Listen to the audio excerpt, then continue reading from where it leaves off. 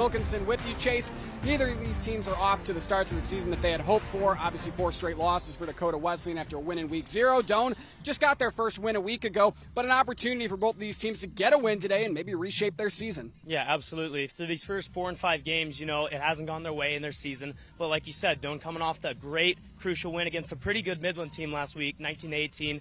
Dak West coming off of a loss to Briarcliff 21-7. This is a really good opportunity. You're having a really hungry Dak West team coming in looking for a win, but Doane wants to keep that winning streak alive.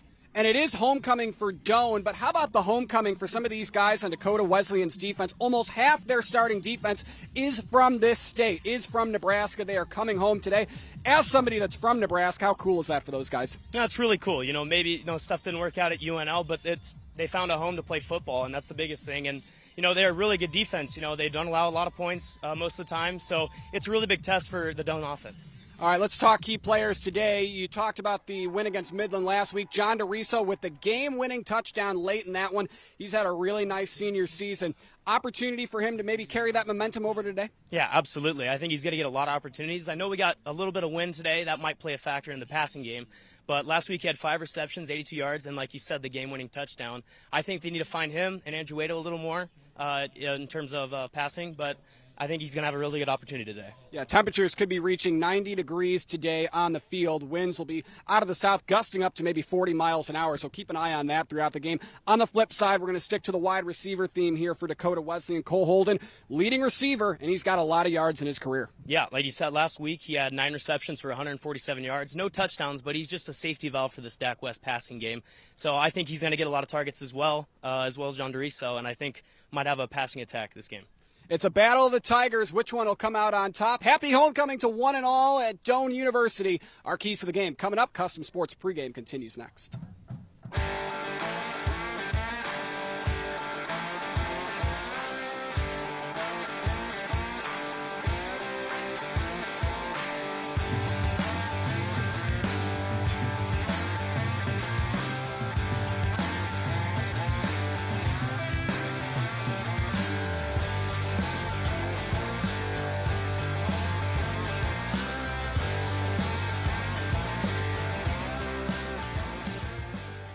Pre-game show is brought to you by Custom Sports. Look great for every game with custom team or business apparel from Custom Sports. Check them out at CustomSportsCo.com. Anything for the floor, O Street Carpet has it and more. From little feet to little paws, to updates and overhauls. From soft and cozy to durable and resilient. From something that blends in or something that's different. From DIY to custom install, O Street Carpet can help you with it all. Whatever your needs are for the floor, O Street Carpet has it and more. He's there with me in the moment. It is one of the best things I do every week. Anyone can be a mentor. It comes back to you tenfold. She got to meet me, I'm pretty cool. I'm glad I have a mentor. People actually care about me. What you're going to receive is way more than you're going to give. Once you get involved in teammates, you're kind of hooked. It's the absolute best. It gives me goosebumps right now talking about it. That says it all. Be a mentor. Join the team. Be a mentor. Other companies have the revolving door. Every time we come into Schaefer's, it's always the same people. And the big thing to me is they know you by name. They know who you are, which makes a person like myself feel just warm and welcome here. And that's what's great about Schaefer's. Schaefer's has the essential Whirlpool appliances you need, from refrigerators and air fry ranges to laundry pairs to keep your clothes clean and sanitized at everyday low prices. At Schaefer's, we are more than just TVs and appliances. Everybody's fired up and ready to go here at Al Papik Field. Doane getting ready to take the field. Let's take a look at the 2 schools that are going to be participating today. We talked about it at extent during our Custom Sports pregame. It's a battle of the Tigers, and that includes Dakota Wesleyan out of the G-Pack. Last week they fell to Briarcliff 21-7. The last time Doane and these guys faced off, a 47-21 win for Dakota Wesleyan. Doane leads the all-time series 25-15. Now flipping it to the home team, the Doane Tigers. Again, our school spotlight brought to you in part by Medica. They are the Tigers out of the G-Pack. They got that all-important first win 19-18 last week at Midland. And as we talked about, they fell to Dakota Wesleyan last year up in South Dakota 47-21. How important was that win last week? That was huge for momentum and for this team, to get that first win of the season. But this is what they kind of want, going in, try to get this winning streak extended to 2 wins. They're going up against a really good defense and a hungry Dak West team, like I said. And this is just another great opportunity for Doane to take the next step and try to get to 2-3 today. The schedule for Dakota Wesleyan this season, they won in week 0, 16-14 over Dakota State. Then it was blowout losses to Dordt, Concordia, Northwestern, and then last week to Briarcliff. And they are making their way on the field. A good contingent, as you see it there on your screen, of Dakota Wesleyan fans making their way down here to southeast Nebraska. Let's take a look now at our starting lineup for the Doane Tigers in this one. Our starting lineup brought to you in part by Medica. With a Medica health plan, you're not just covered, you are cared for. We'll start on the offense. Should be Sam Hartman, might be Noah Boris at quarterback, Rian Green, John DeRiso, Andrew Wado, the wide receivers, Mark Anderson, Evan Davis at tight end. You might see Anderson line up at some wide receiver as well. Then it's Minzemeyer, Konekamp, Strader, Apersbach, and Reyes on the offensive line. Schuler, the defensive end, along with Fauble and Lavallee at the defensive line spots. The linebackers, Boggs, Zudevern, Simdorn, they've been really good this season. And it's Jakarian Jackson, Chris Kemp, the corners. Andrew Brown likely out today. He will be replaced by Aiden Burns. Otherwise, the safeties, Sundquist and Aaron Reyes. That's a look at the starting lineup, brought to you in part by Medica. Kickoff when we return on News Channel Nebraska. From the heart of Nebraska to across the state, RMV Construction is building more than just structures. We're building trust. RMV Construction has grown from humble beginnings to become a trusted name across central Nebraska and beyond. With unmatched craftsmanship, cutting-edge innovation, and an unwavering commitment to customer satisfaction, we deliver projects on time, on budget, and above expectations. Trusted, local, proven. RMV Construction in Kearney and Lincoln. Let's build your vision together. For over 40 years, Claybaugh Pharmacy has been your trusted, family-owned, full-service pharmacy. We provide traditional medical options, medical equipment, immunizations, and over-the-counter products. We take pride in going above and beyond to improve the health of our community. And to ensure you have a seamless experience, manage your profile and refills with a touch of the finger from home. Claybaugh Pharmacy in downtown Beatrice, your hometown family-owned pharmacy.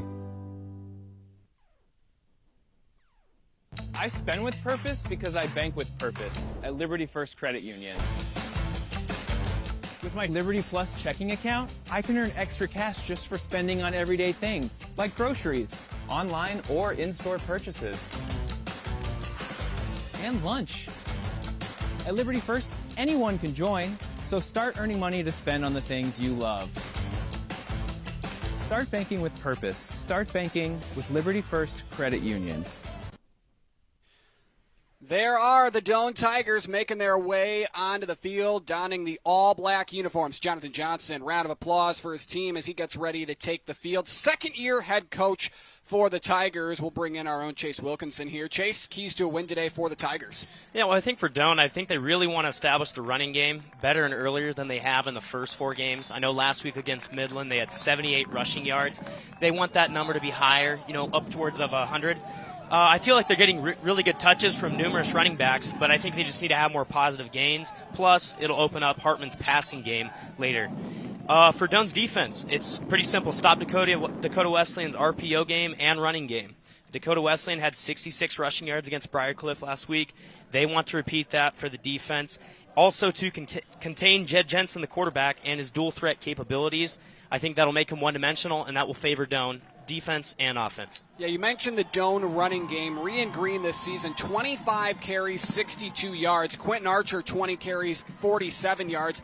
There has not been a rushing touchdown this season for the Tigers, at least from the running backs. How do they change that here today? Well, I think they just got to stick with it. I feel like sometimes they're too early. They do a first down. They first drive, they run the ball maybe 3 times, and they get good positive gains, and then they really don't come back to it or they don't get the same results as they did on that first drive.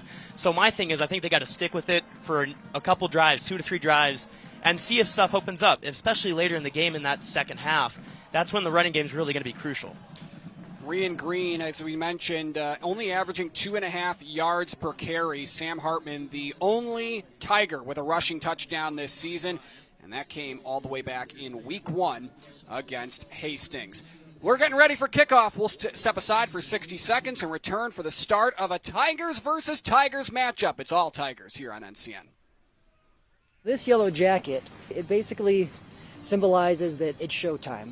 The Yellow Jackets are a throwback to Monday Night Football. The 1970s, Keith Jackson, Howard Cosell. That was the big broadcast in the country. Now we're the big broadcast in Nebraska. When News Channel Nebraska is covering a game, we want you to know that we take it seriously. We want to dress sharp. We have pride in what we do. And we're going to wear those yellow jackets to show people. Now we're a little old school, but we're also the important broadcast of the night.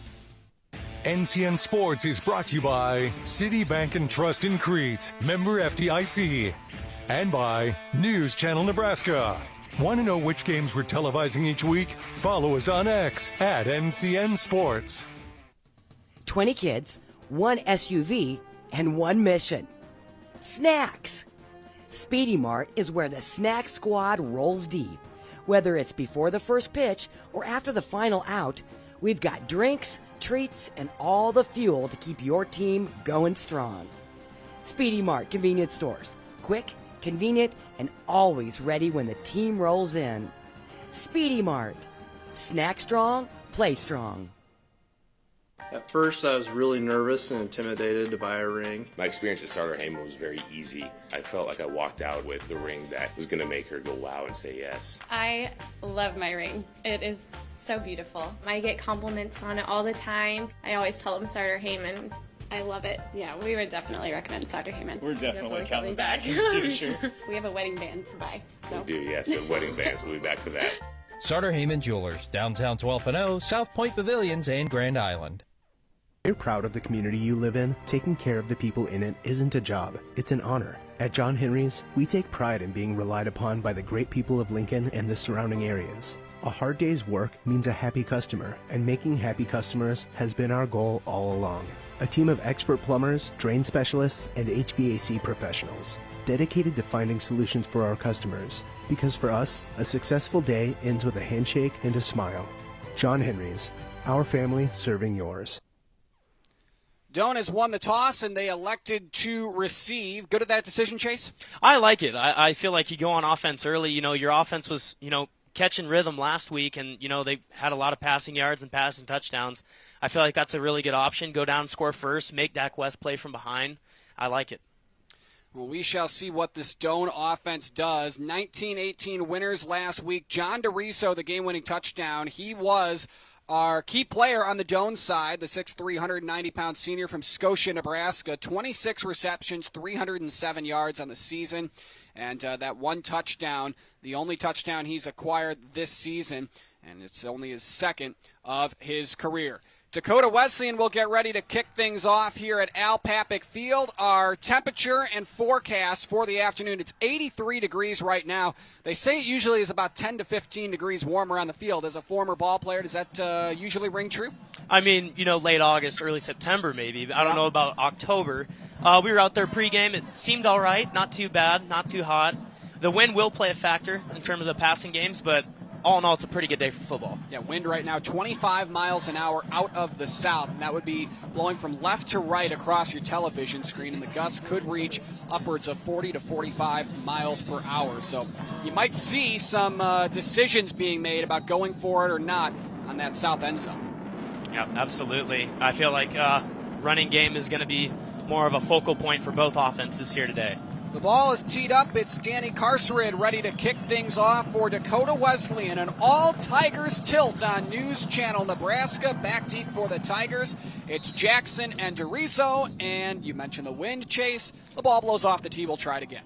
Yeah, that's going to happen. Maybe if it happens another time, they might have to pull someone to hold it.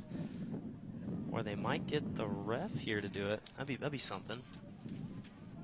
Well, I don't think I've ever seen that before, if they did indeed have the ref hold it. I think he said, I can do it if you want to. All right, Carson will try that again. Again, the wind right now, 25 miles an hour out of the south. Once again, Jackson and DeRizo back deep to return for the Tigers as Carson gets ready to kick it off. This ball stays on the tee, and we are officially underway in Crete. Ball will go through the end zone for a touchback. It's Blake Allen who waves it off. And the Tiger offense is ready to take the field. 8.3 points per game, 286 yards per game on the season for this Tiger offense. They got to get the run game going, though, Chase. 42 yards per game on the ground with just over a yard per attempt. Yeah, especially now since you're going right into the wind on this first opening drive. Something you want to establish early is a good running game, maybe pick up a couple first downs, get to midfield, then maybe try your luck in passing, but they're going to go empty here to start.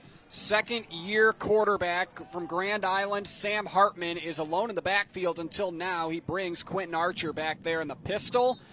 And on the first play of the game, we've got a whistle and a false start here against the Tigers. Yeah, those are just mistakes early you can't really have happen. Doane did a better job last week with only 2 penalties, but looks like they're going to get one early here today.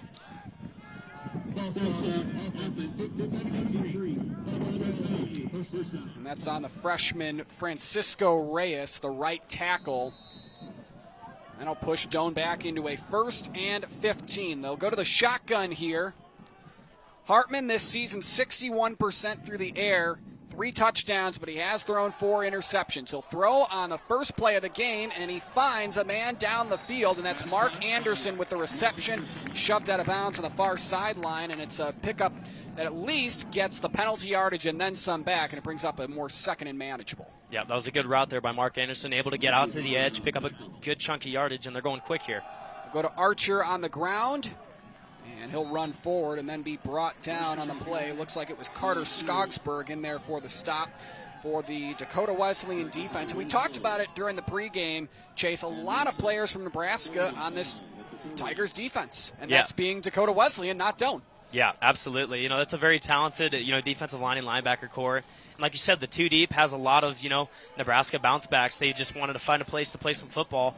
And they're showing it early, holding Doane to a 3rd and right here early. Yeah, 10 Nebraskans on the Dakota Wesleyan defense is 2 deep to be exact.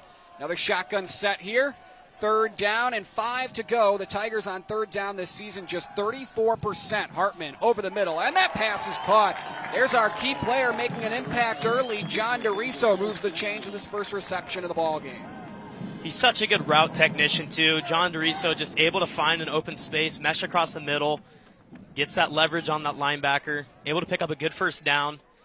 And now I think this is where you start wanting to run the ball more since you got the new set of chains. It's an 87-yard outing last year against Dakota Wesleyan in a 47-21 loss to the Tigers. Pistol set. It's Archer again here, and he runs off the right side, and then he is stonewalled and shoved out of bounds. Couple different tacklers over there for the Tigers. Grayson Hansen on the stop. That'll bring up 2nd down. It's been Quentin Archer getting most of the touches, in fact, all the touches here on the ground for Doane in the place of Rian Green. What do you make of that decision? I don't mind it. I feel like, having more, weapons in the backfield and using different people, it could work in your favor. I mean, splitting rushing attempts could be challenging for an offense, but I feel like they've done a pretty good job of trying to balance everything out with the running backs. Empty backfield here for Sam Hartman. 3 wide receivers left, 2 to the right. Hartman over the middle, pass is deflected and nearly intercepted. 2 in the area for Dakota Wesleyan. Andrew Waito, the intended target. Doane wanted a flag, but there's no laundry on the field, and it's 3rd down. That was kind of a scary play right there, trying to find Waito right there on a slant route. It's kind of sandwiched in between the cornerback and the linebacker. Didn't haul it in, and now they're at another 3rd and long. Doane 1 for 1 on 3rd down today. They converted on 3rd and 8 earlier on this drive to a slant route to DeRiso. 3rd and 7 here. Got to get it to just shy of midfield. Hartman's going deep. Downfield. Has a man. One-handed grab. Tyshawn Miller couldn't hang on. Lost it as he hit the turf. Good coverage back the other way by Landon Rusick for Dakota Wesleyan. We talked about the Nebraskans on the defense, an Omaha native with the pass breakup. Yeah, they're going to bring 5 here, try to get a little blitz up the middle. Perfect ball by Sam Hartman, just not able to haul it in there. That was a really good play, perfectly placed ball into the wind, but all for naught, and it's going to bring up 4th down. Punting unit is on here for the Tigers. It's Garrett Papp, who's averaging just over 30 yards per kick, 7 of them inside the 20, and he's going into the jaws of a 25-mile-an-hour wind. Kick is away. On the return here for Dakota Wesleyan is Rusing, who just had the coverage downfield, and he is brought down on the play. That was a pretty good kick there by Papp. He kind of played the line drive going into the jaws of the wind. Yeah, exactly, and that's what you got to do when, you got 20-plus mile-an-hour winds right at your face. You got to just kind of skim it low, maybe rugby-style kick, try to keep it low, and get some good bounce on it. And that was a pretty good punt right there. Jed Jensen, the redshirt sophomore, will lead the Tigers offense onto the field. He's exactly 50% through the air on the season. He's thrown for 768 yards, 5 touchdowns, and 7 picks. This Tigers offense, 226 yards per game. Jensen fakes the handoff and a play-action pass in the flat. It's Steven Christian who's to the edge, and he is brought down on the play on the Doane sideline. The tackle there by Andrew Brown. Good to see him out there. Wasn't sure about his status coming into the game today, Chase, but he makes a tackle on a first play defensively. Yeah, no, it's good to see him out there. It's so hard to guard these RPOs because you don't know what the quarterback is going to do. Is he going to pull it and run it himself? Is he going to throw it out wide with that bubble screen like you saw right there? It would gain of 9 right there, and they're going to move quick again. Brings up second down and about 1.5 yards here for Dakota Wesleyan. Pressure comes. Jensen's going deep, has a man, and he just overthrew him, not by much. He was looking for Cruiz Vaughn, the sophomore from Sioux Falls, South Dakota, and that probably was a catchable ball. Absolutely. That was a really good placed ball there by Jensen, and that is why this defensive line and linebacker core have got to get pressure on him, because when he has time, he can make really good throws and plays like that. Boy.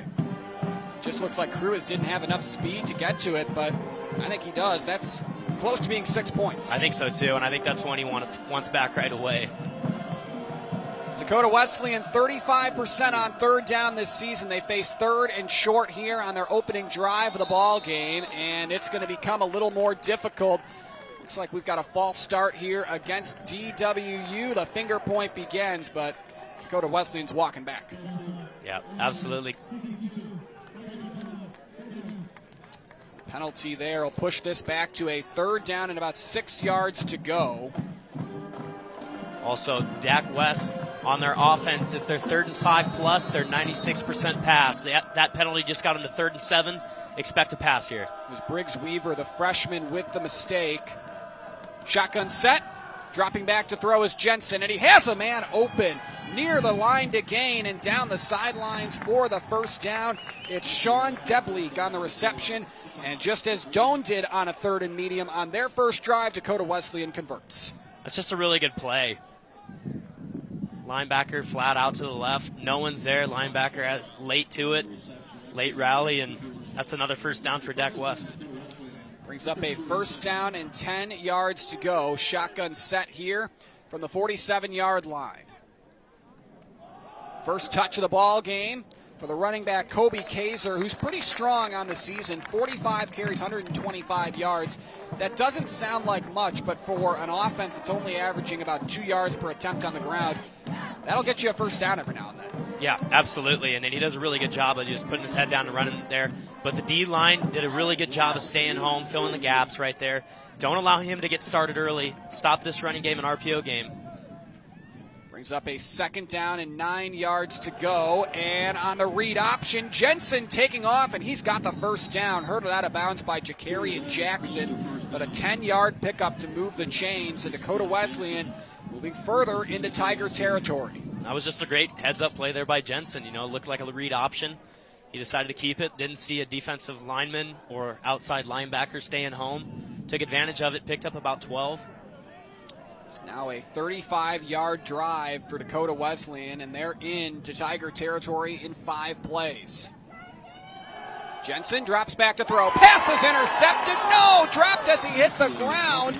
It was Aiden Burns, the backup safety, who last week had to come in late for the injured Andrew Brown.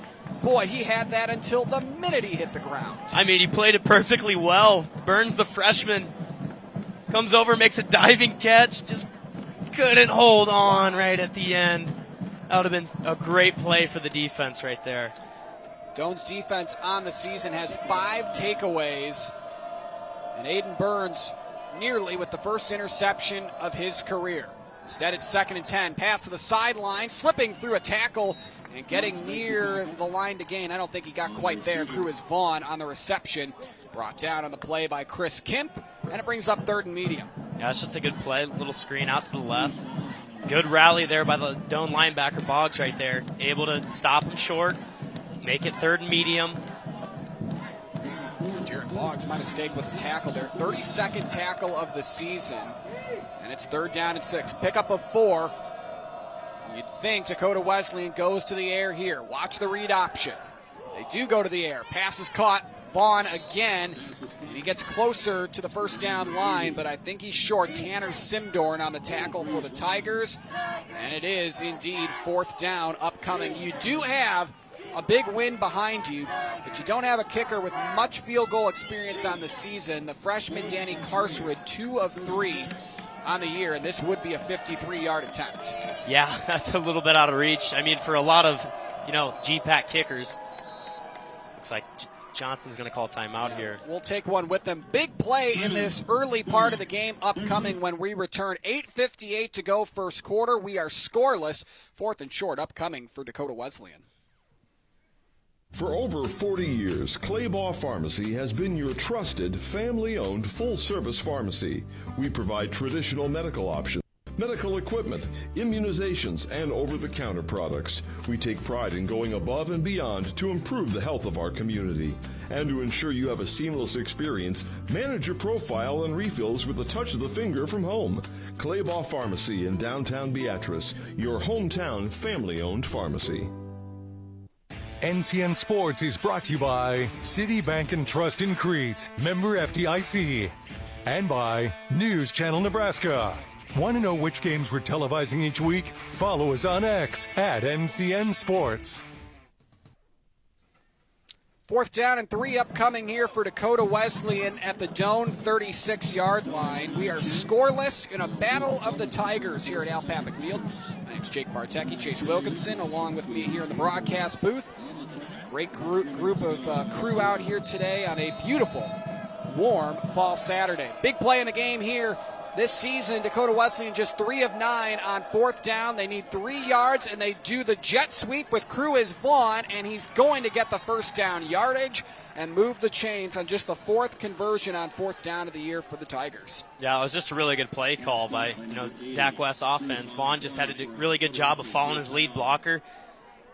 Doane's defense really didn't get that edge set, and he just followed his blocker all the way to that first down marker. And Nolan Dvorak, 82 in gray there with a big-time block to help Cruz Vaughn get to the 2nd level.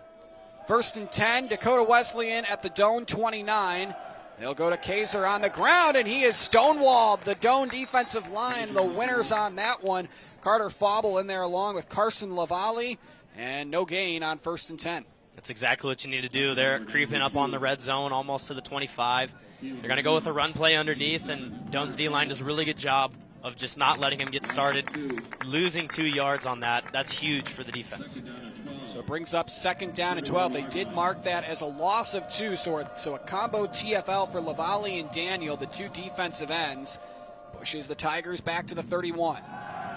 Pressure comes. Daniel gets there. The throw downfield is caught in between 2 defenders. Somehow it's Sean DeBleek who slips through the tacklers and finds pay dirt to open the game scoring. Wow. I mean, it looks like Jensen was almost going to be sacked early in this play. Caleb Daniel able to almost get him, able to break to his right. Looks like he threw it almost at 2 wide receivers right there. Wow. And able to come up with it and an early score here for Dakota Wesleyan. Talk about a perfect throw and a perfect precision route run by DeBleek. The kick is up, and it is no good. Wide to the left goes Carsred on the PAT. That could loom large late in this one. 7:47 to go here in the first quarter. As you see here, it's not 7-0, but 6-0 as the kick goes left. Dakota Wesleyan opens the scoring here at Al Papik Field. 20 kids, 1 SUV, and 1 mission. Snacks. Speedy Mart is where the snack squad rolls deep. Whether it's before the first pitch or after the final out, we've got drinks, treats, and all the fuel to keep your team going strong. Speedy Mart convenience stores. Quick, convenient, and always ready when the team rolls in. Speedy Mart. Snack strong, play strong. A surgical opening scoring drive for Dakota Wesleyan, 11 plays, 72 yards in 4 minutes and 38 seconds, and it's capped off by a 31-yard touchdown reception by Sean DeBleek, his third reception of the season for scoring. And with 7:47 to go in the opening frame, it is a 6-0 Dakota Wesleyan lead as the Doane offense gets ready to retake the field. He's Chase Wilkinson. My name is Jake Bartecki. Great to have you with us here at Al Papik Field. Happy homecoming to one and all. I know it's your homecoming as well, sir. Yeah, absolutely. Last homecoming, senior year. There you go. Excited. I'm going to go to a couple tailgates after this. It's going to be a lot of fun. Enjoy it while you can. Carcerid has the ball teed up with that big wind at his back. The kick is away. And Bell looks like he's going to try to take this one back. He fields it at the 5-yard line, cuts it upfield to the 25 and to the 30. And that's where he is swarmed and tackled by a group of Dakota Wesleyan Tigers. Jackson Jarding there for the stop. And that is where Doane will start. First down and 10. The two Tigers is throwing me off today. It is. It's really, it's impossible almost to decide which one's which. It's a great mascot to have. I've always thought a Tiger is a great college football mascot. Yeah, a little repetitive in the G-Pack, but it is. Well, this Doane offense, after picking up a first down, didn't do much on their opening series. This is their second offensive possession of the ball game, and it is Quentin Archer off the left hip of Sam Hartman at running back. Archer off left tackle. Gets to the near side numbers, and that is where he is brought down on the play. Tackled by Justin Bayer, sophomore from Howells, Nebraska, after a short pickup, and it brings up second down. I don't mind the play call. I felt like they had a little lane right there, maybe get upfield, but you got to credit Dakota Wesleyan's defense for rallying really quick and holding that to a minimal gain by Archer. 6-0 the score after DeBleek with a 31-yard touchdown reception on 3rd down and 7. Dakota Wesleyan's opening drive, which was an 11-play, 72-yarder in under 5 minutes. Ball spotted at the Doane 30-yard line, going into that fierce wind. Snap back to Hartman, under duress, backing up, flips one in a dangerous position, and it's nearly intercepted. It was an intended throwaway, but Mikey Hart, the cornerback there in coverage, deflects it out of bounds for a pass breakup. Yeah, they're going to get defensive line pressure here. Probably just not finding anyone open early, trying to move to his right. He's going to throw it to Waito late, which was a contested ball, which is dangerous, like you said. Lucky to get that one back. So quickly, 3rd down and 8. Doane looking to avoid going 3 and out, which they've done 33% of their drives this season entering today's game. Need to get to the 38-yard line. They'll send 2 wide receivers left, 1 out wide to the right. It's Cade Houston on the far side. Dropping back is Hartman. Has a man looking downfield, and he just overthrows Mark Anderson. Jonathan Johnson runs over to the official looking for the PI flag. No laundry on the field yet again, and it brings up 4th down. The Tigers going 3 and out. Yeah, I know that was incomplete, and it's going to be a 4th down, but I really like that play call and design. Looks like Mark kind of got hit. Mark Anderson kind of got hit before the ball came, but, I mean, it was kind of a bang-bang play. And it's going to be 4th down for Doane. So Doane goes 3 and out on their second possession of the ball game. Pap on to kick it away, standing just around his own 15 into that fierce wind.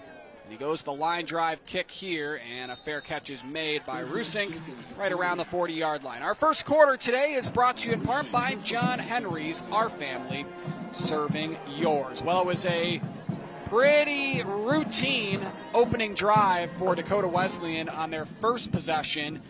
Chase 11 plays, 72 yards, and a 31-yard touchdown. What can the Doane defense take from that opening series? What did they see that might be adjustable? Well, I think that they did a really good job of the running game. I feel like that hasn't been started at all. But also, Jed Jensen, 6 for 8 for 69 yards and a touchdown already. He came out of the gate swinging. So I feel like might have to play off of the run game a little bit, trying to get into a deeper coverage, maybe more of a prevent coverage or cover 3. And they do go to the ground game here. And a short gain up the middle on the first touch of the day for Landon Iverson. Up until that point, both teams had just 8 rushing yards through this first quarter. Iverson, the junior, averaging just about 2.5 yards per attempt this season. Yeah, and if you hold the runs to 3 yards a pop, I feel like you'll live with that if you don't. Eventually they will stop running that, and they're more of a passing offense anyway. So I think you'll take that if you don't. Down to 6 minutes to play in this opening frame with the clock running. Iverson again here, and he won't get much. Doane's defense wins that one. Tackle on the play made, it looks like, there by Jarrett Boggs. A couple other tacklers in there as well. I mean, that was another, orbit RPO. I think that's Zudevern in there, right? Yes, Great play. He's leading, I think, the NAIA in tackles right now. He's been having a stellar senior year. Jonathan Johnson must really like some of the depth he has defensively, because Zudevern wasn't even on there for the start of the game. He wasn't listed as a starter today, but boy, oh boy, he's been a big provider this season for Dakota Doane rather. Dakota Wesleyan on 3rd and 6. Pressure comes, gets home. Jensen throws it away, and back-to-back 3 and outs here for Dakota Wesleyan for Doane. Yeah, that was huge for Doane's defense, and motivation going forward. It's exactly what you need to do. Hold him to a 3 and out. Really good, pressure there on Jensen on 3rd and long, and you're going to be able to get the ball back here. 5:15 to go here in the first quarter. First punt of the ball game for Dakota Wesleyan. Cole Holden, who was our key player as one of the receivers today, is going to do this here, and he kicks this one away. Spiraling kick in the direction of Jakarian Jackson. He has it bounce off the turf where he gathers it, and it ends up being a routine 4 or 5 yard return. Had to battle the wind. I don't know if that had anything to do with that one, though. It could have. It could have affected the spin of the ball. I mean, muff punts, everyone kind of holds their breath. Luckily, he picked that back up, ran for about 5 yards, able to get to about the 20-yard line. And this Doane offense is set up kind of where they were on the first drive, and where they made really good yardage, just kind of stalled out about the 50-yard line. I feel like get your 2 first downs early, and then the playbook opens up. Try to get downfield and put some points on the board. Start at their own 20-yard line. Doane's offense was just 24 yards on the day today. Sam Hartman's day, 2 of 6 for 16 yards and a couple of dangerous throws. Let's see what Doane does here. Shotgun set, 2 wide receivers left. Hartman will drop back to throw. Good protection. Has a man wide open. John DeRiso bobbles it and drops it. My goodness. You had the near interception on the defensive end by Aiden Burns. You had a sure 6 points go in and out of the hands of your best wide receiver. Oh, that is an opportunity missed, and that does not happen a lot of the time, folks. That's pretty rare for John DeRiso to catch a wide open ball and potentially a touchdown. He was pretty wide open right there. He was just unguarded. Oh, just hit the helmet right there. Kind of maybe took his eyes off the ball. That was terrific play design. Absolutely. He was wide open right there. Shotgun set, 2 wide receivers to either side.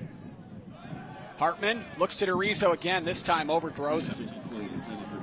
How much does a play like that, or the dropped interception by Aiden Burns defensively, kind of change the mental side of the game for your team? Well, I mean, it's disappointing at first. You want to make a big play for your team, going back to both of those plays, but it's next play mentality. You got to shake that off. I know that previous play maybe didn't go the way you wanted it to, but next play mentality, try to help your team out in a different way, or try to repeat it and make a play down the road.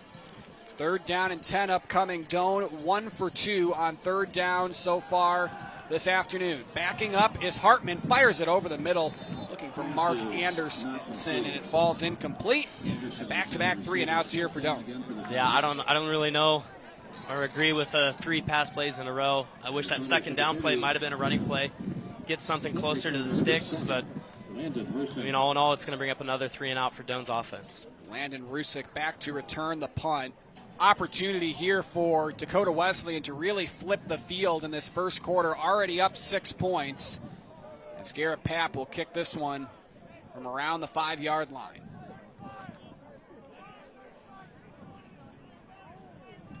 Dakota Wesleyan's coming after it. Kick is away cleanly. And the wind is going to hang this one up. We do have a flag after the play. This is going to be on the Tigers. As of now, the ball was spotted around the 48. And I think that's about to change, Chase. Yeah, it looks like interference right there with the returner. I believe it would be kick-catch interference, which would give a handful of yards to Dakota Wesleyan. Get them a little further into Tiger territory. See how that ball just hung up in the air Right. for about 10 more yards? Kind of stalled out, and then it just sat there. We saw Garrett Papp kind of kick the line drive there. I think that might have been the safer option to avoid getting blocked, especially when Dakota Wesleyan came after the kick. Yeah, absolutely. So there it is, a 15-yard penalty for the kick-catch interference. Here's another look at it on our instant replay, brought to you in part by Beatrice Community Hospital and Meade Lumber. Yeah, he gets it away cleanly, no chance really at a block. But here you see things go awry. Running into the kicker, running into the return, no doubt. So at the 34-yard line of Doane, Dakota Wesleyan's offense retakes the field. After that surgical opening drive, they stalled out and went 3 and out, and now they start in generous starting field position. It's Kaiser back in the backfield to the left hip of Jed Jensen. Jensen fires downfield, has a man open, and the catch is made tiptoeing the sidelines is the tight end, Chase McAvellery. And it's just his 3rd catch of the season, but it's good for a first down and gets them down inside the 15. That just looked like a really good passing scheme there by Dakota Wesleyan's offense. Found McGilvery wide open on the left side. Pretty good catch there, and now they're pushed almost to the 15-yard line right now.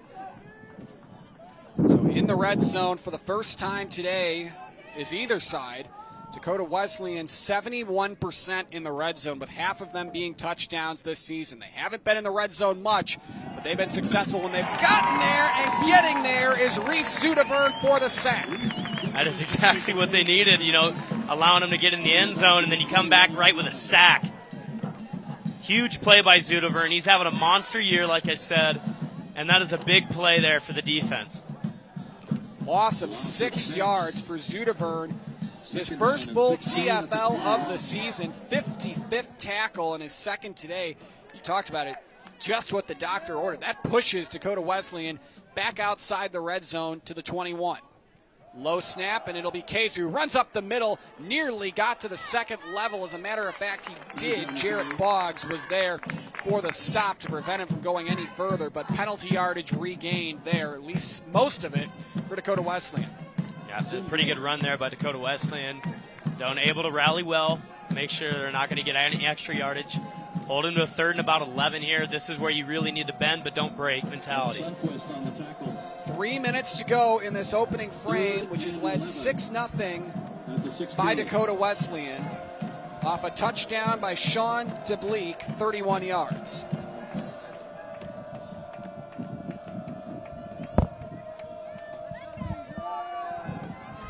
Firing over the middle to the end zone for the touchdown. It's Cole Holden, one of our key players from our Custom Sports pregame.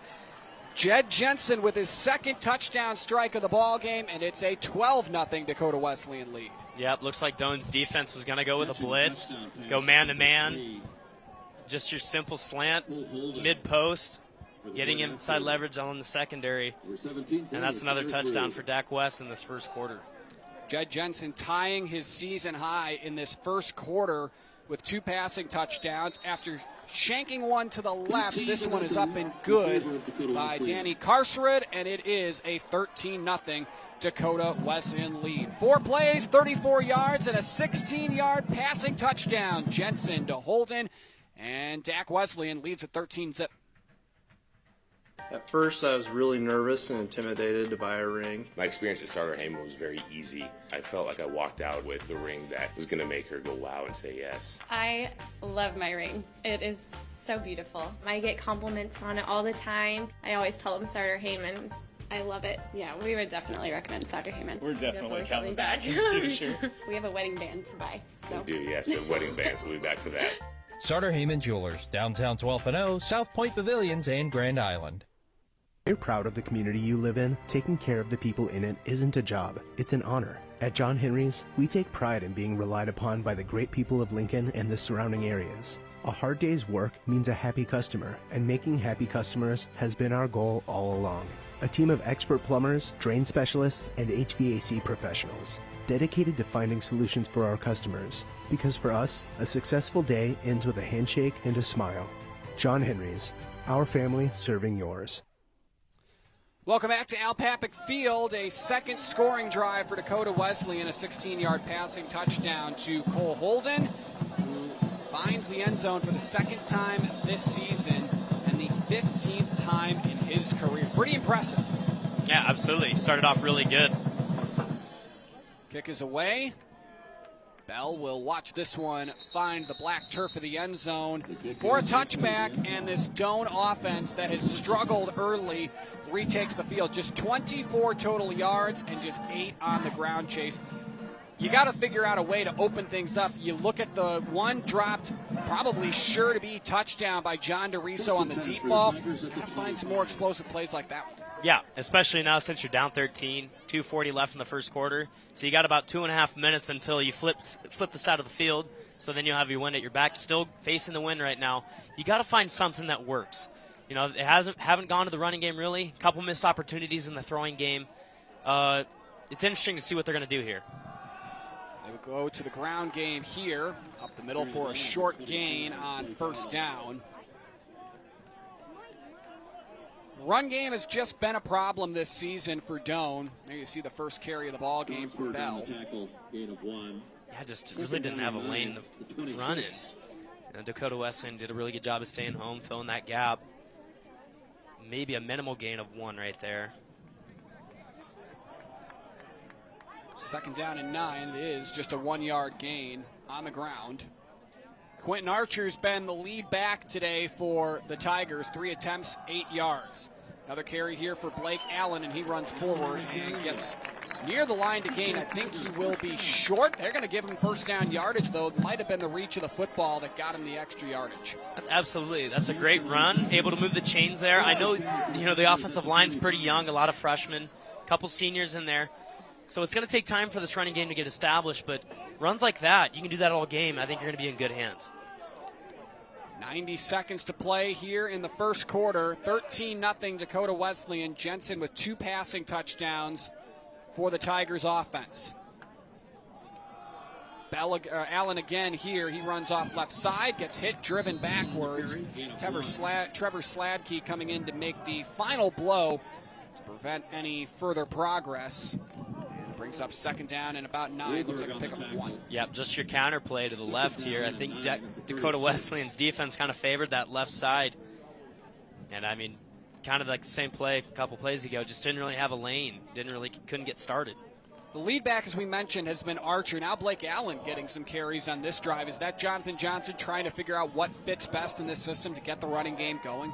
Yeah, at times, maybe different players just fit better in different schemes of the offense. We'll go to the air for the first time this series here, and going nowhere is Sam Hartman. He gets hit and sacked on the play. It's Brody Ballinger there for the Tigers. And that's the one thing you really couldn't have happen. Penalties or a sack. And that's just a blitz coming off the left edge. Sam Hartman didn't really know he was there. And now you're backed up to about 3rd and 16. I mean, not a lot of plays you can call for this scenario. And Doane does not have to snap it here again in the first quarter if they choose not to. And it looks like that is exactly going to be the plan of attack for Jonathan Johnson. The first quarter reaches the end as it is a 13-0 lead for the Tigers of Dakota Wesleyan. 2 scoring drives, 2 touchdown passes for Jed Jensen. 2-score lead for Dak Wesleyan here at the end of the first quarter. For over 40 years, Claybaugh Pharmacy has been your trusted, family-owned, full-service pharmacy. We provide traditional medical options, medical equipment, immunizations, and over-the-counter products. We take pride in going above and beyond to improve the health of our community. And to ensure you have a seamless experience, manage your profile and refills with a touch of the finger from home. Claybaugh Pharmacy in downtown Beatrice, your hometown family-owned pharmacy.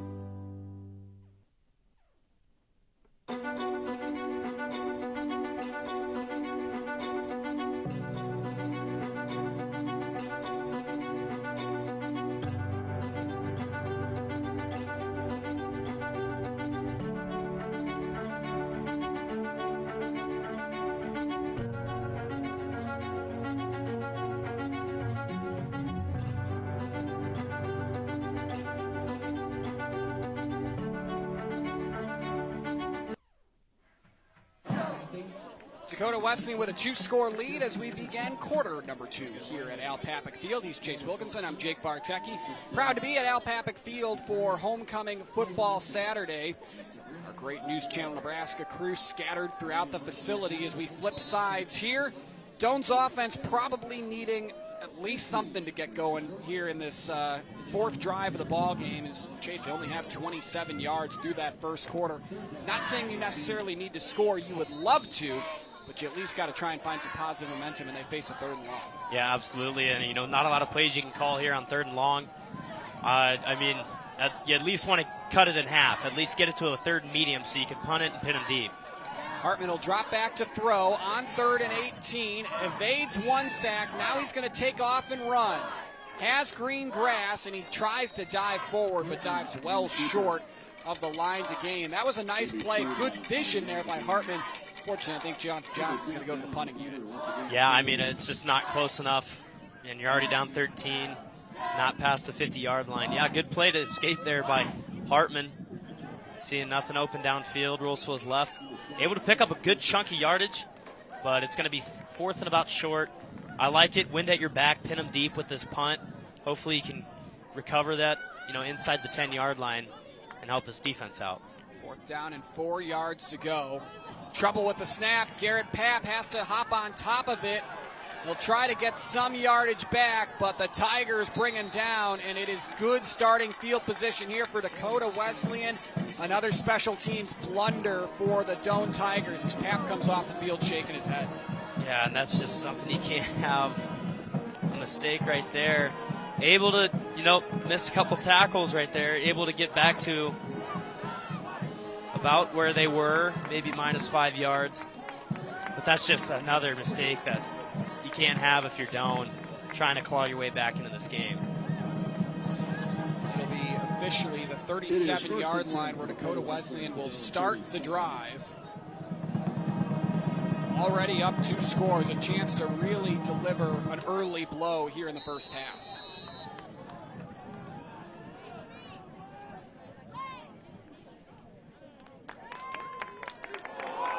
Dropping back to throw, trouble with the snap here for Jensen, and he'll just have to fall on it, and he takes the sack. Caleb Daniel back there along with Tanner Simdorn snapping the football, something that's become a noticeable problem for both sides here today. Yeah, I didn't know the wind was going to affect snapping too. Yeah, that was a really, you know, just blown up play. Jensen really didn't have any other option to do with it other than maybe to fall on it. Takes a big hit by Daniel at the end. Daniel shaking up on the play. He's going to get out. And that's huge for this Doane defense.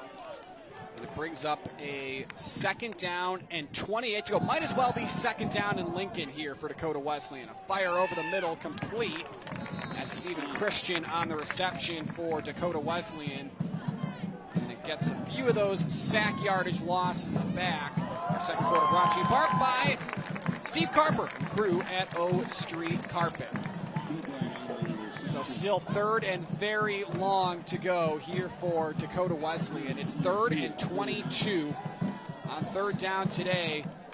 They're 2 for 4, but they have not faced a 3rd down to the magnitude of this. Yeah, it's almost wondering if they're just kind of play it safe, play underneath, and try to pin them deep with a good punt. They are going to go trips to this near side, though. Keep watching something in the backfield there. And they do throw to the backfield.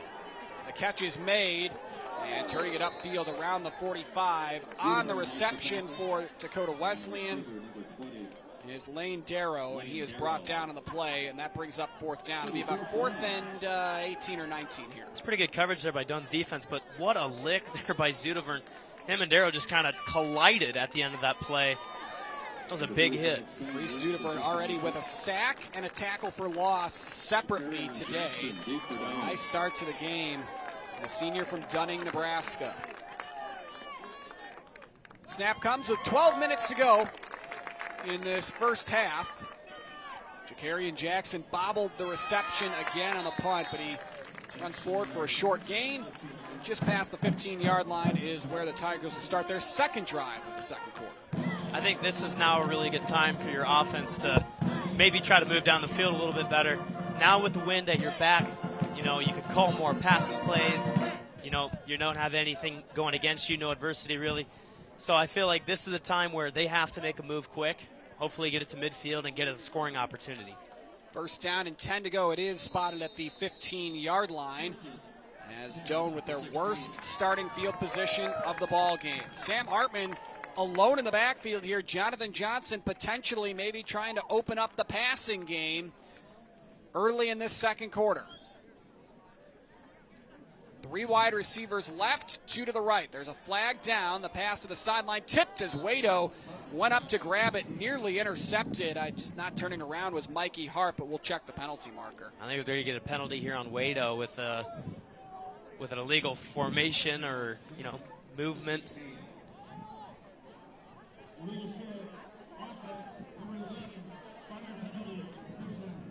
So it's an illegal shift on John DeRiso, who is on the opposite side of the field.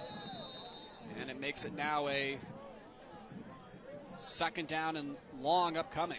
And you just can't have those penalties on first down because then that just sets you back and behind schedule if you're really trying to move down the field.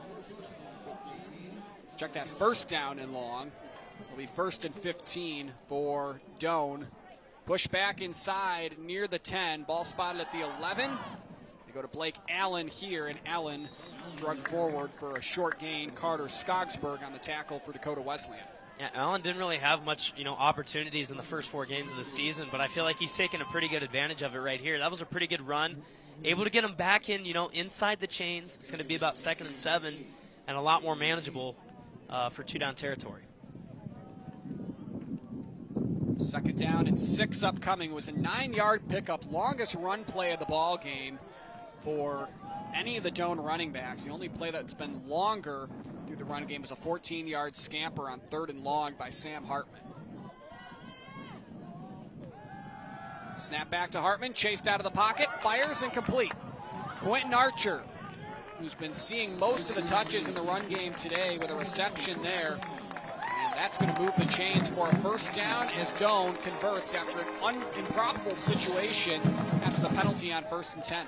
Yeah, man, I think that was just a really good play call. I feel like they're blitz on this left side. Just a little screen pass underneath. Good throw by Hartman under pressure and able to pick up a first down.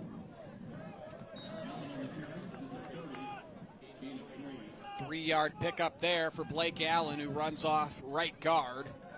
I thought the offensive line play has been better the past 2 weeks for the Tigers. Obviously, Dakota Wesleyan's gotten home when they've sold out for the blitz, but that's going to happen from time to time. But they've given Sam Hartman time to throw today. Yeah, absolutely. This is a really young offensive line, and I think it took them a couple games to get comfortable and try to figure it out. But I think so far in this game, they're doing a pretty good job. 10 minutes to play in this first half. DeRiso on the far side numbers makes the catch for a short pickup.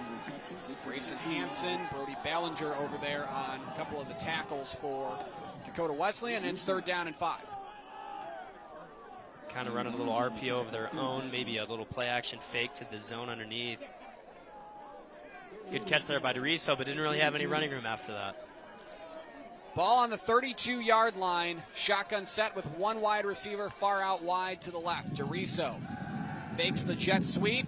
Now they throw that direction. He makes the catch, but he is brought down on the play. Brought down by Jaden McGarry, second string safety, and Doane on 4th and short sends the punting unit out. I mean, you got to give credit to where credit's due. I feel like Dakota Wesleyan's doing a good job early in this game of getting Hartman under pressure. Like that time, he just didn't really have a chance to, go through his progressions, try to find targets. Had to dump it down to Doriso underneath, and that's going to bring up another 4th down for the offense. Pap had trouble with the snap receive on his last punt. Gave Dakota Wesleyan excellent starting field position, but a big stop by the defense. Trouble with it here, and somehow he's able to get the kick away, and it takes a terrific Doane roll down inside the 30 to the 25. Good recognition there by Pap. You've seen the last two, Chase. Is it on the snapper or is it on the punter? I think it's just on the punter. I don't feel like he's just not getting good control of the. That was a pretty good snap. Just couldn't hold on to it, and he got really lucky right there. My goodness. Oh man, that could have been another costly mistake right there. I wonder if that's one where he comes to the sideline and Jonathan Johnson and some of the assistants say, you know what, I know you got the punt off. Maybe just take your losses there, because that's not necessarily worth the risk. It's a very scary situation right there. You don't know which decision you're going to go with right there. But luckily he got it off, able to pin him down to about the 23. Just shake it off if you're the special teams unit. Jet sweep left. Steven Christian runs off the left side of the line and gets a short gain. Stick around for us at halftime, which is brought to you in part by RMV Construction. Join us for halftime. Trusted, local, proven RMV Construction located in Lincoln and Kearney. We'll have highlights, we'll have analysis, we'll have much more coming up at halftime here, which is 8 minutes and 12 seconds away. But before then, Dakota Wesleyan would love to drive down the field and make this a 3-score game with the ball to start the third quarter. Jensen hands it off, and not much there. Good job by Doane's defensive line on the tackle. Bennett Geiken in there on the stop, just his 8th tackle of the season. And it brings up 3rd down. Yep, you're able to see the Doane's 2nd string defensive line come in, try to give the 1st string a breather, and they did just as good of a job as the 1st stringers right there, holding that run to a minimal gain, and now it's 3rd and long for Dakota Wesleyan's offense. The Tigers, 2 of 5 on 3rd down today. Doane is just 1 of 6. Neither team's been particularly sharp, and the hit jars the ball loose. Luckily for Jed Jensen, it bounced straight up and back into his chest. Flying in there on the tackle was a linebacker for the Tigers. I think that's Schuler. Yes, it was. What a play there by Schuler, coming in on the defensive end, able to get a hand on the ball. Jensen falls right back on it, but what a play on 3rd down. Able to get your defense off the field and give your offense another opportunity, hopefully in good field position this time. A 3rd sack of the day for Doane's defense. That's now a new season high, and the punting unit is on here for Dakota Wesleyan. The kick. This is a spiraling one to Jakarian Jackson, who fields this one cleanly, runs up the middle, gets to midfield. And he's brought down inside the 45. Doane wants a face mask or horse collar type penalty. No call. Regardless, good starting field position, the best of the day for Doane. Best of the day indeed. I mean, Jakarian Jackson did a great job of making a couple people miss, running right up midfield, able to get down to about the 44-yard line. And now Doane's offense set up in good territory, past midfield. This is where you need to put points on the board. 1st and 10 upcoming for Doane. In very strong starting field position. As Chase said, almost crucial here to score. Doane won the toss to start the ball game and elected to receive. They find themselves in a 13-0 hole. Hartman with a 3-step drop. Going deep down the field. Has a man, but he overthrows the intended target in Mark Anderson. Anderson today, Chase, he's got 1 reception on that opening drive. He's run good routes. Him and Sam Hartman just haven't been on the same page. No, and I think the wind is also playing a factor. I think it's a double-edged sword. Now with wind at your back, that also could mean you float balls too far, ahead of your receivers. I feel like, receivers are doing a good job of getting, a step ahead of the defense and getting open, but it's tough, man, to play against that wind. 2 wide receivers on either side of the formation. Hartman will throw, fires, pass is complete. That one hauled in by Trent DePompa, who makes just his 4th reception of the season. Gets Doane a little closer to the line to gain, but it's going to bring up a 3rd and medium. I don't mind that play call. Able to cut that chunk in half, make it 3rd down and medium instead of a 3rd down and long. Good throw, good catch, just your simple out route. And able to give him another chance here on 3rd and medium. Doane 1 of 6 on 3rd down. They need 6 yards to get the 1st down here. Hartman rushed out of the pocket, fires over the middle. Wado had the pass lead him out of bounds, and we'll see. It's decision time here for Jonathan Johnson. Ivor DeJong this season is just 1 of 3 on field goals, and the only one he's made is a 19-yarder. I think the decision is pretty clear to go for it. Absolutely. I know. I feel like this is out of reach for, some NFL kickers, so I feel like there's only one option is to go for it. I feel like your defense is playing really good so far. Be a 57-yard attempt. 4th down and 6. Doane already 0 for 1 on 4th down today. 2 wide receivers to the right, and they send a man in motion. That's DeRizo who takes over the tight end spot, and they're going to pooch kick this with Hartman, and this is going to roll into the end zone. I don't know about that one, Chase. I don't know about that one either. I feel like your defense has been playing super good in this 2nd quarter. I feel like you got to give your offense maybe just a chance to get close to the 1st down marker. And, I mean, that's not really a net positive play for Doane going into the, touchback. It's only going to move the ball about 20 yards. Yeah, that's going to set Dakota Wesleyan up 1st and 10 at the 20-yard line.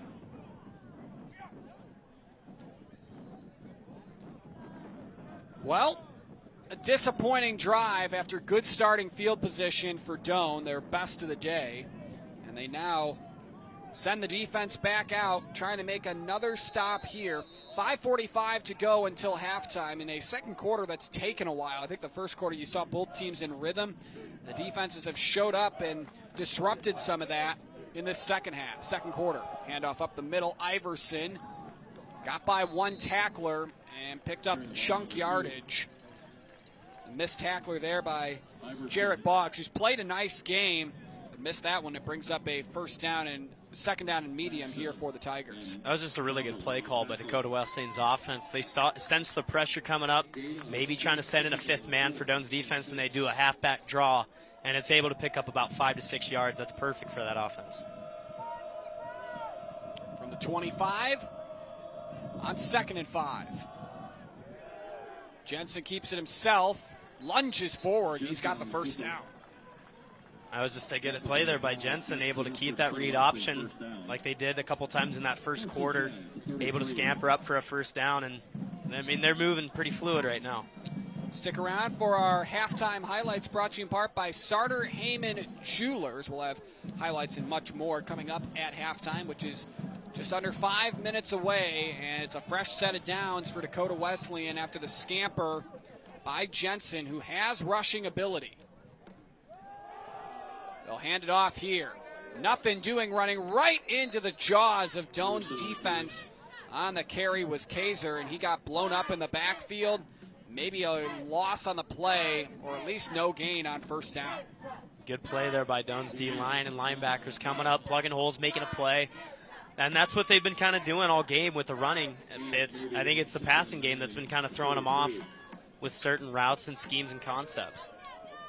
2nd down and 10 upcoming.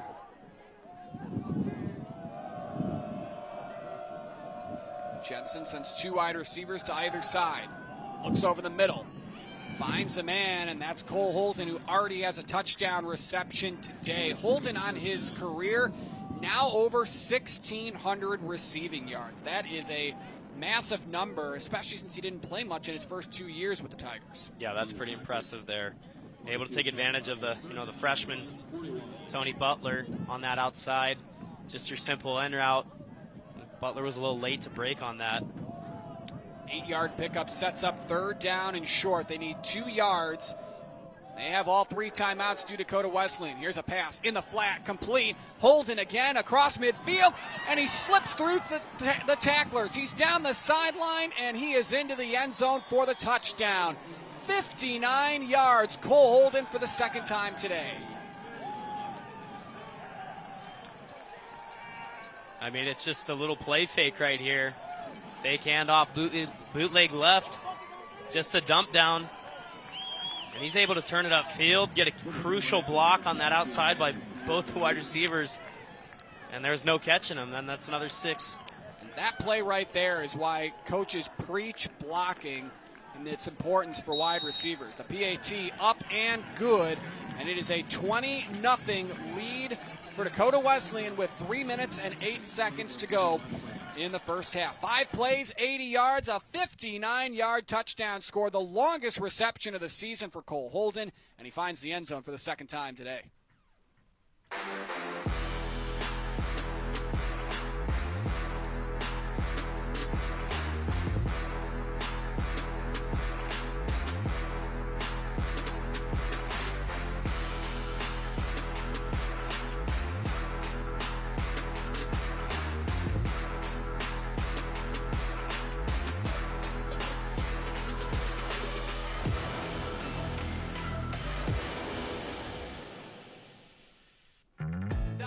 Believe everything's gonna be alright.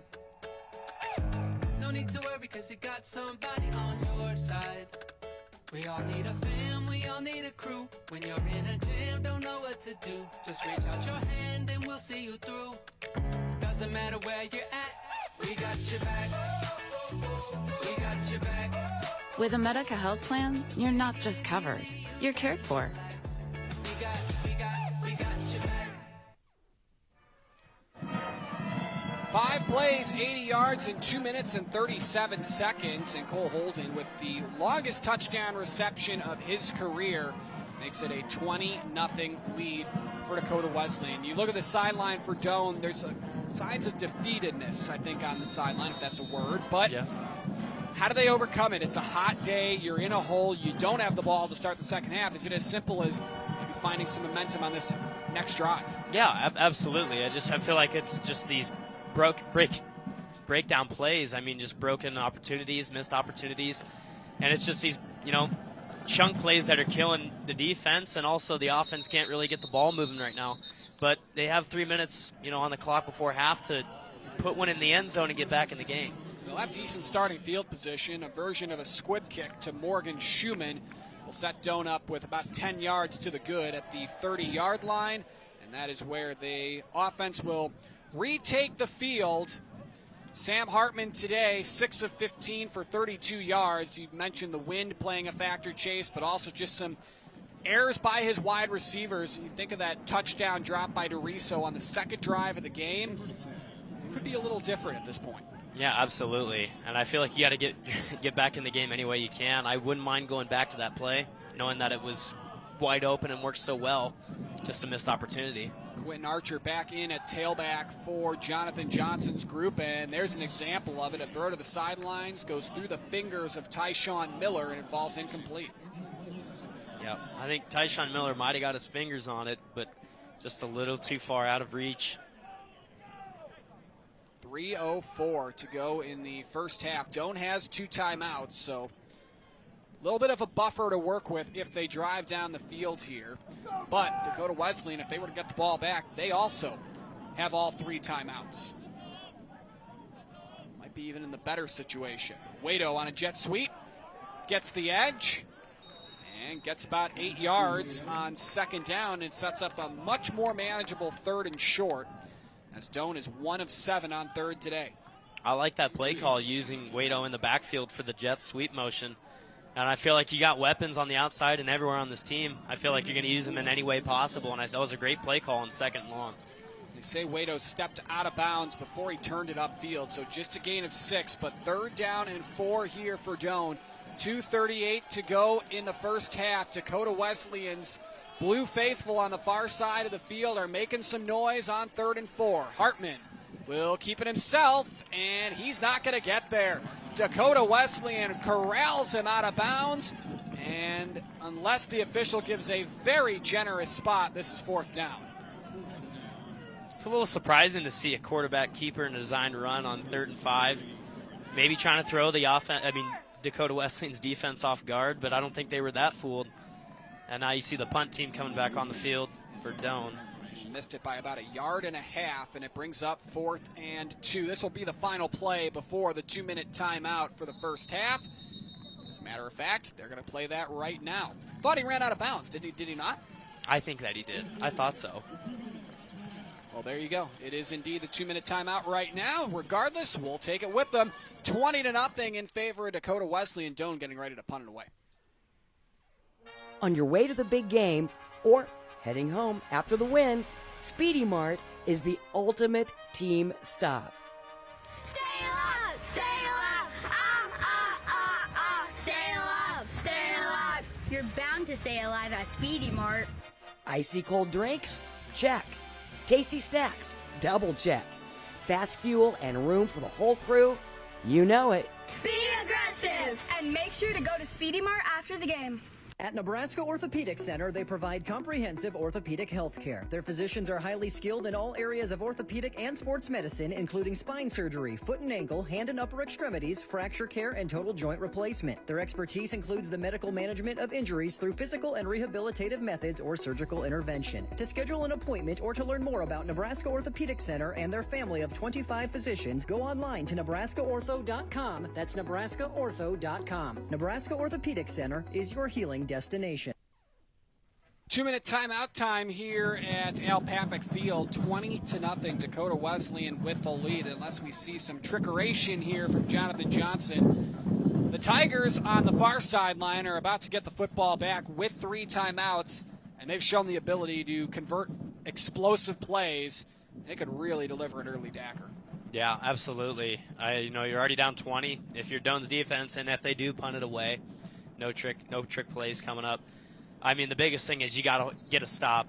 At least don't leave. Don't let them have another opportunity to put more points on the board and make this a deeper hole. I feel like you hold them here at 20 and just trying to take your wounds in a halftime and try to get it fixed in the locker room. Doane retakes the field in punt formation. Garrett Papp has bobbled each of the last 2 snaps on 2 of his 4 punts today. See if they can operate this one cleanly. And it skips to him. Papp able to gather this one up and get off a beauty of a kick here. The wind is going to probably push this through the end zone, and it will. And with 1:51 to go, 80 yards to drive down the field with 2 timeouts for Dakota Wesleyan. Can they do it? I don't know. I mean, they have an opportunity, absolutely. 2-minute drill, 2 timeouts in your back pocket. They could absolutely march down the field. By the way, their offense is playing so far in this first half. But if you're Doane, this is a really big test. Try to leave points off the board, get a stop, and keep this a 20-0 game instead of a 27-0 game, 23-0 game. This is a big drive right here. So they start at the 20. Jensen has thrown 2 touchdown passes to Cole Holden today, including a 59-yarder on their last drive. A flip over the middle falls incomplete. Doane had defenders in the area. Kobe Kaiser couldn't handle the tall pass and falls incomplete. 2nd and 10. Yep, kind of doing this halfback slip screen right here underneath. Doane's linebackers weren't fooled. I feel like Boggs is in the area. Zudavern, pursuing. I was just really good at staying home, kind of reading the backfield, making sure you see those guards pulling, that a lot of the times it's either going to be a run or it's going to be a screen pass like that.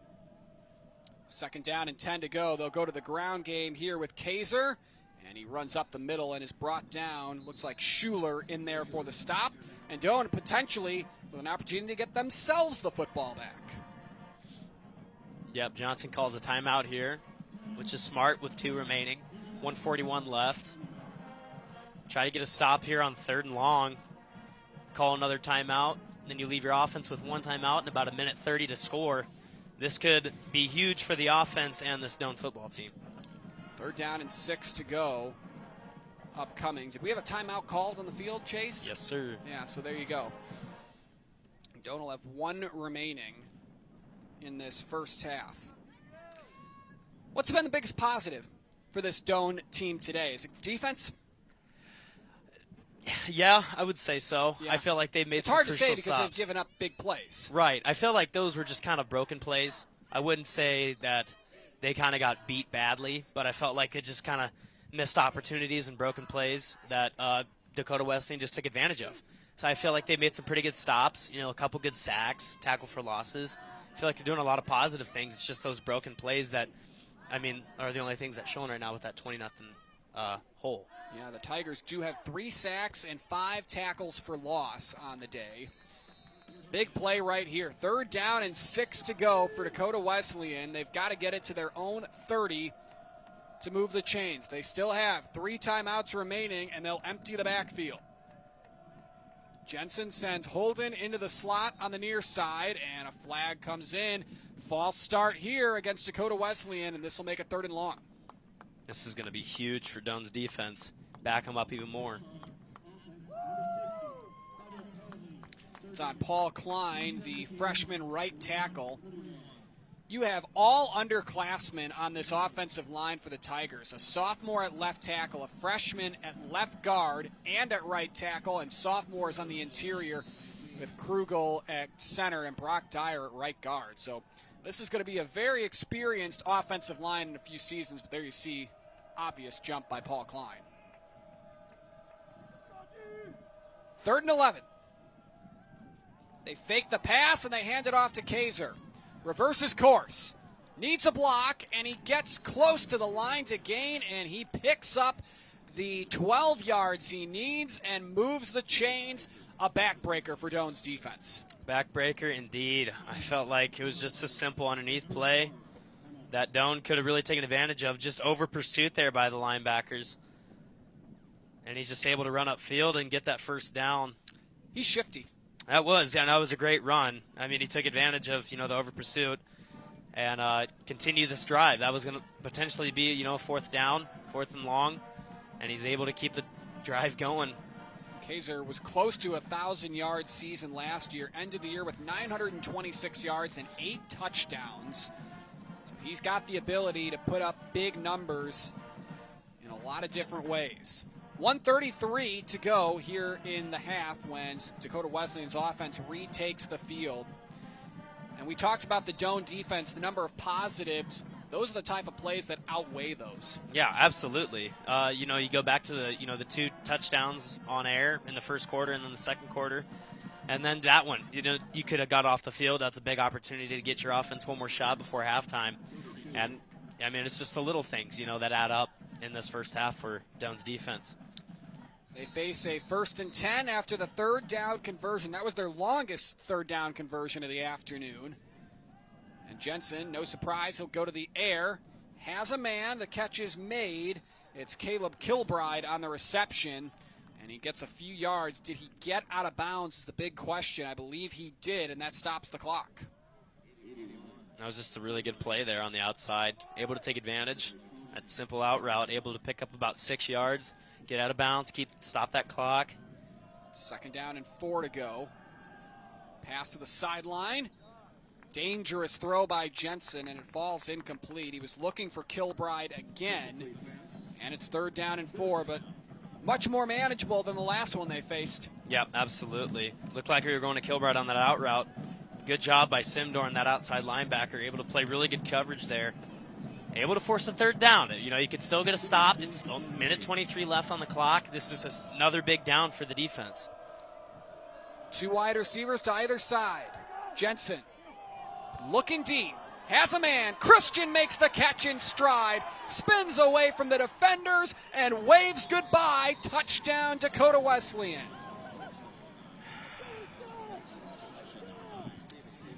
Wow.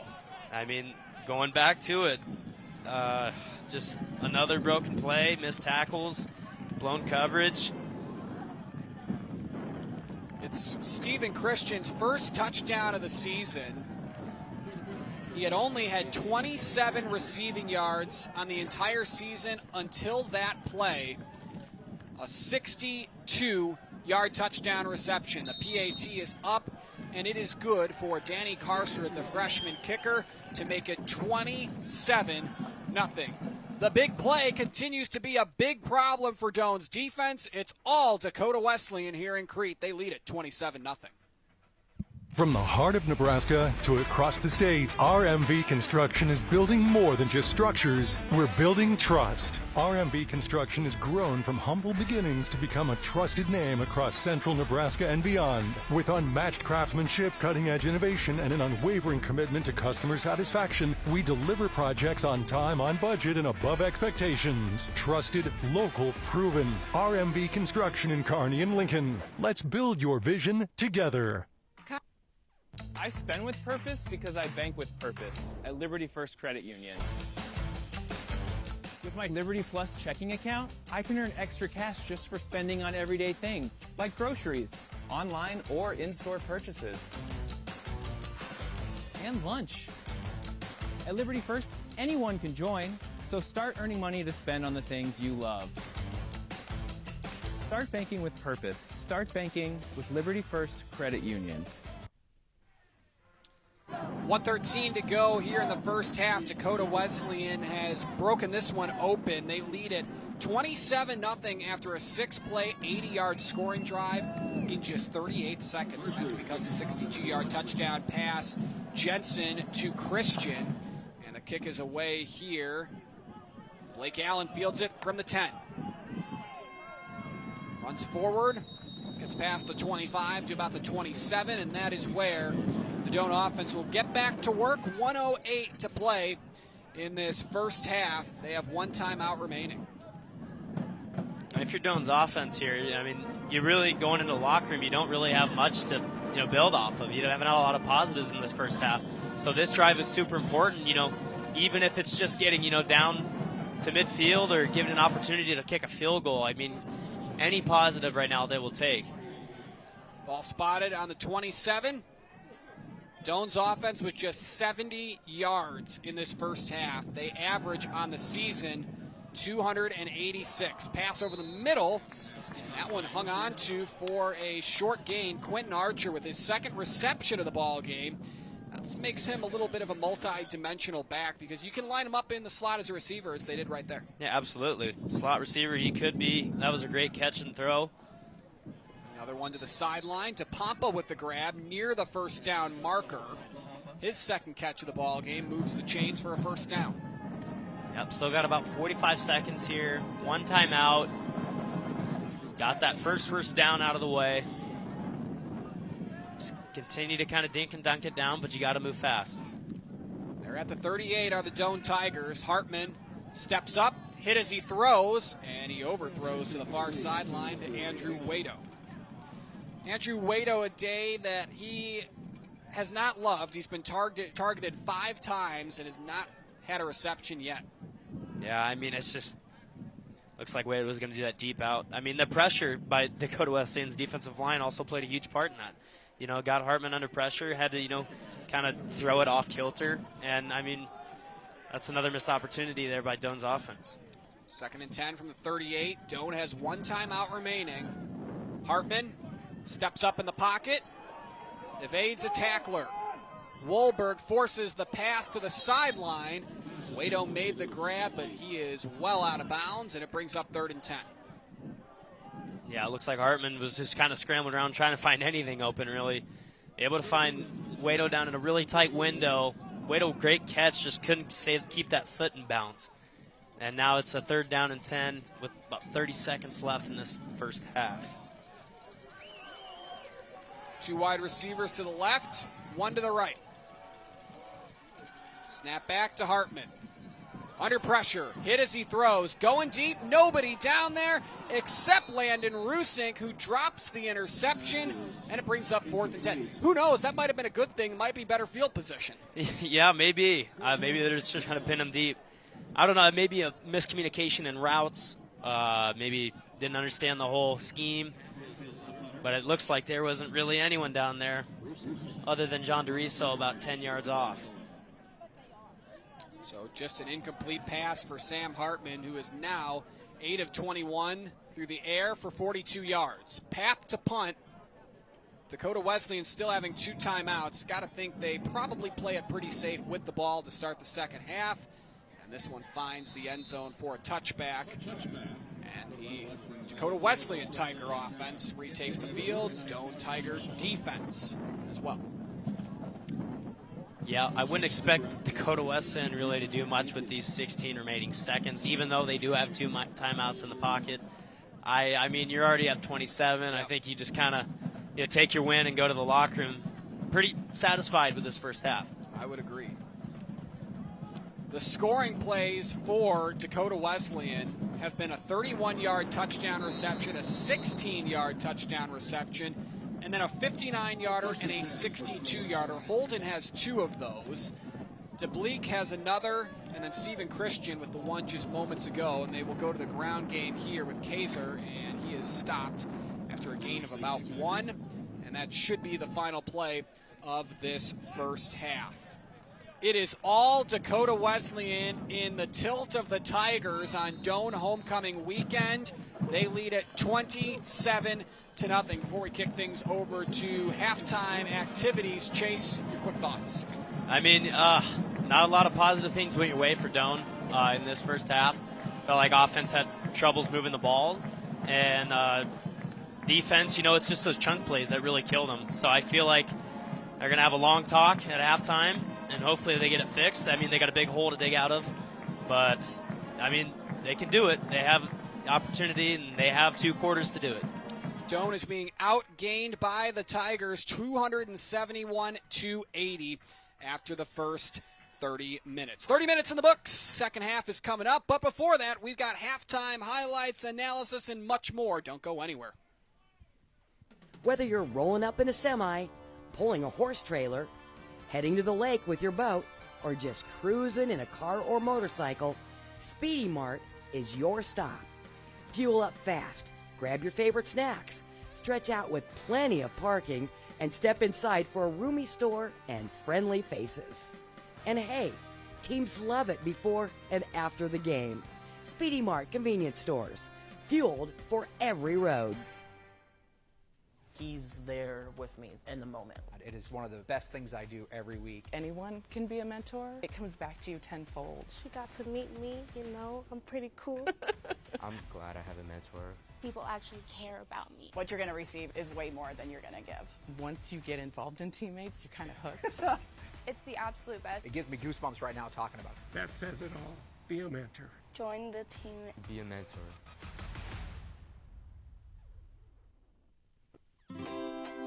Anything for the floor, O Street Carpet has it and more. From little feet to little paws, to updates and overhauls. From soft and cozy to durable and resilient. From something that blends in or something that's different. From DIY to custom install, O Street Carpet can help you with it all. Whatever your needs are for the floor, O Street Carpet has it and more. Women have a 1 in 8 chance for developing breast cancer. Early detection makes a difference. Beatrice Community Hospital's Imaging Center can help with the latest technology, from screening with 3D mammography, breast MRI, breast ultrasound, and breast biopsy. All services conveniently located in the BCH's Imaging Center. Schedule your screening today. Incredible care, incredibly close.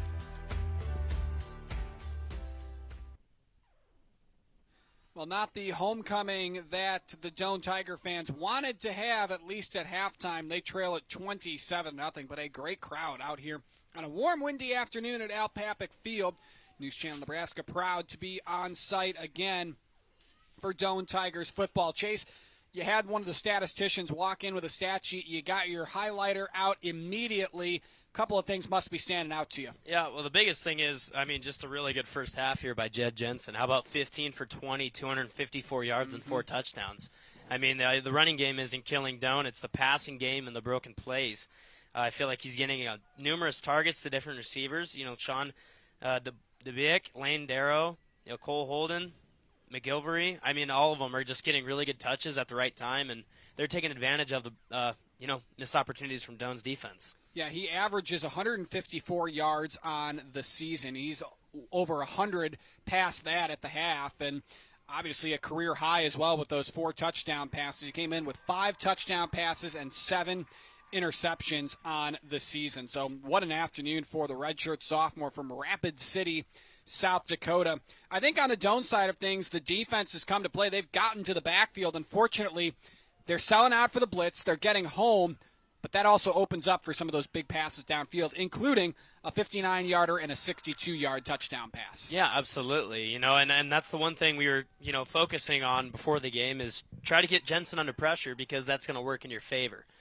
He hasn't really used his legs at all this game other than a couple runs. But, it's just that the blitz is getting close to home, but he still has time to get that ball off. And in the secondary, they're playing straight man or maybe that one free safety over top. And they're really taking advantage of that man-on-man situation. We talked about Doane needing to get the running game going. They're averaging 3 yards per attempt at the half, 13 carries, 39 yards. Now, 21 of those belong to Blake Allen. You also had a 14-yard run by Sam Hartman that kind of got washed away by some sacks. But there has not been an urgency, I think, to get the run game going. We've seen more shots down the field than I think we have commitment to the run. No, I agree. I felt like the running game was something we were talking about getting established, and that just hasn't been the case in the first half. And that's not all the fault. We were down early in the first quarter, and it's just trying to play catch up with the passing game. I feel like they'll have a better opportunity to get passing plays down the field. You can't really run when you're down 27. So the passing game has got to work, and they got to figure something out. Yeah, no doubt about that. 20 minutes to go here in our halftime show, brought to you in part by RMV Construction. But now, let's take a look at how we got to this 27-0 score with our top plays from the first half, brought to you in part by Sartor Heyman Jewelers with locations in Grand Island and Lincoln. Of course, both of these teams just one-win teams on the season. Doane 1-3, Dakota Wesleyan 1-4. Cruz Vaughn on the jet sweep to the edge here. Took a pretty good shot at the end here getting out of bounds, but he gets the first down. Yeah, that was a huge fourth down because that'll later open up a touchdown on the first quarter. And back dropping it to throw here is Jensen. Rolls right, throws right, somehow finds DeBleek between two Doane defenders, gets the touchdown reception, and it was a 6-0 game. PAT was no good by Carcer after that, but Doane would try to come back in the offensive side of things. Hartman dropping back to throw, has DeRiso wide open, in and out of his hands. Yeah, that's a tough one to wash, especially when you're John DeRiso. He'll definitely want that one back. Jarrett Boggs gives way off a nice block to Reese Zudevern. Zudevern gets home, opened the rushing lane, and Zudevern took advantage of it. Another touchdown pass here for Jensen. Again, he had 4 of them in that first half. Reaching out to grab at Cole Holden, the first of 2 for him on the day. A 16-yard receiver for his career now after his yards in the first half. Yep, and that was just man-on-man situation that he took advantage of with that mid-high post. Hartman attacked in the backfield here. He is brought down and sacked on the play. That sack by Brody Bollinger, and he is brought down after a 6-yard loss. Dropping back to throw. Ball stripped, but bounces right back into the chest for Jensen. Fortunate play there for the Dakota Wesleyan QB. Yeah, big third down there. Big third down stop there for Doane's defense, too, able to get off the field. Flipping one in the flat. Cole Holden. Looks like it's going to be about a 10-yard gain. Syke gets a good block. He's down the sideline for his second touchdown of the ball game. That one of 59 yards. Says hello to the camera after. Yep, and that was just a big play. A couple broken tackles, a really good blocking downfield from Dakota Wesleyan's wide receivers, and it's able to give them another 7 points. And this one coming late in the first half. You see it there, 1:20 to go in the second quarter. Steven Christian gets by the 2 defenders, blew past Aiden Burns, and he looks backwards and says goodbye, and it is 27-0. At that point, that's how we wrap up the first half. Yeah, that last play, I'd not even say broken coverage. That was just a really good placed ball by Jed Jensen. Yeah, no doubt about that. The numbers on Jensen in the first half, 15 of 20 for a season-high 254 yards and 4 touchdowns. Halftime continues next. Our halftime show is proudly presented by RMV Construction. Trusted, local, proven. RMV Construction. And by Sartor Heyman Jewelers.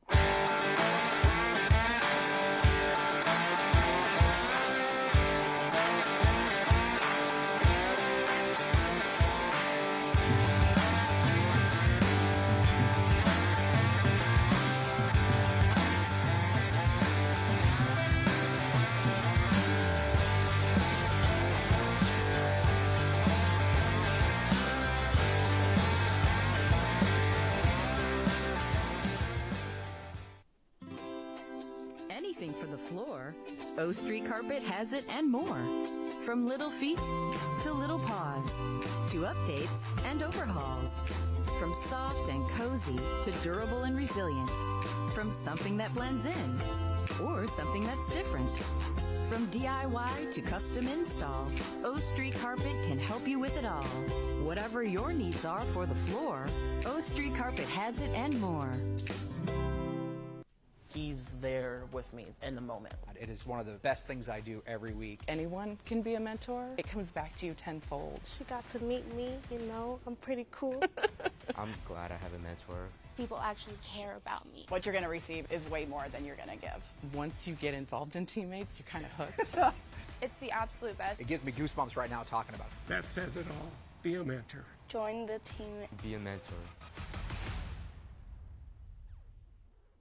Other companies have the revolving door. Every time we come into Schaefer's, it's always the same people. The big thing to me is they know you by name. They know who you are, which makes a person like myself feel just warm and welcome here. And that's what's great about Schaefer's. Schaefer's has the essential Whirlpool appliances you need, from refrigerators and air fry ranges to laundry pairs to keep your clothes clean and sanitized at everyday low prices. At Schaefer's, we are more than just TVs and appliances. From the heart of Nebraska to across the state, RMV Construction is building more than just structures. We're building trust. RMV Construction has grown from humble beginnings to become a trusted name across central Nebraska and beyond. With unmatched craftsmanship, cutting-edge innovation, and an unwavering commitment to customer satisfaction, we deliver projects on time, on budget, and above expectations. Trusted, local, proven. RMV Construction in Kearney and Lincoln. Let's build your vision together. Welcome back to Al Papik Field. It is a 27-0 Dakota Wesleyan lead at the break. 4 passing touchdowns for Jed Jensen. He is 15 of 20 through the air, 254 yards. He has tore up the Doane secondary today. Our halftime today is brought to you in part by RMV Construction. Tonight we're featuring a project RMV Construction recently completed at Holdridge High School. RMV took out the old bleachers and replaced them with a 1,500-seat prefabricated grandstand and press box. On top of that, the project included installing new field lighting, pavement, and support utilities to make the game day experience more safe, more enjoyable, and more accessible for the athletes, media, and the fans that visit. RMV Construction is a general contractor in Lincoln and Kearney that can take care of all of your educational construction needs, including new construction, additions, and remodeling. RMV Construction, trusted, local, proven. Let's take a look now at our upcoming broadcast schedule for what's coming up on News Channel Nebraska. Tuesday night, network-wide, Fort Hays and UNK, some volleyball action coming for you on NCN. Thursday night, Columbus and Lincoln East, some Class A action. That always is a matchup that intrigues me. Those are two teams, Chase, that are kind of on a similar level. You got one in the Metro, one that's not, but usually that's a good test. Yeah, absolutely. Lincoln East, pretty good year so far, and I think that's going to be a great game on Thursday night. Then on Friday, October 10th, a week from yesterday, it'll be Pierce and Wayne on News Channel Nebraska on our North broadcast. The South, another Class A tilt, Miller North and Kearney. What do you think about that one? I think that's going to be a really good matchup. I think it's at Kearney, correct, I believe. Both really good football teams. Kearney coming off a good win against Omaha North, I believe. And, this is going to be a really good game. Yeah, Kearney usually another one of those teams that can put up a fight with some of those Metro schools. Adams Central, Cozad also going to be available in Cozad. For all of our upcoming broadcast schedules and content, including the Doane Tigers, the Peru State Bobcats, Wayne State, Chadron State, and of course the Huskers, you can follow News Channel Nebraska on X at NCN Sports. All right. Let's get back to the ball game here. We've got a bit of time left before we get back to the second half, but what do you expect in the final 30 minutes from both sides?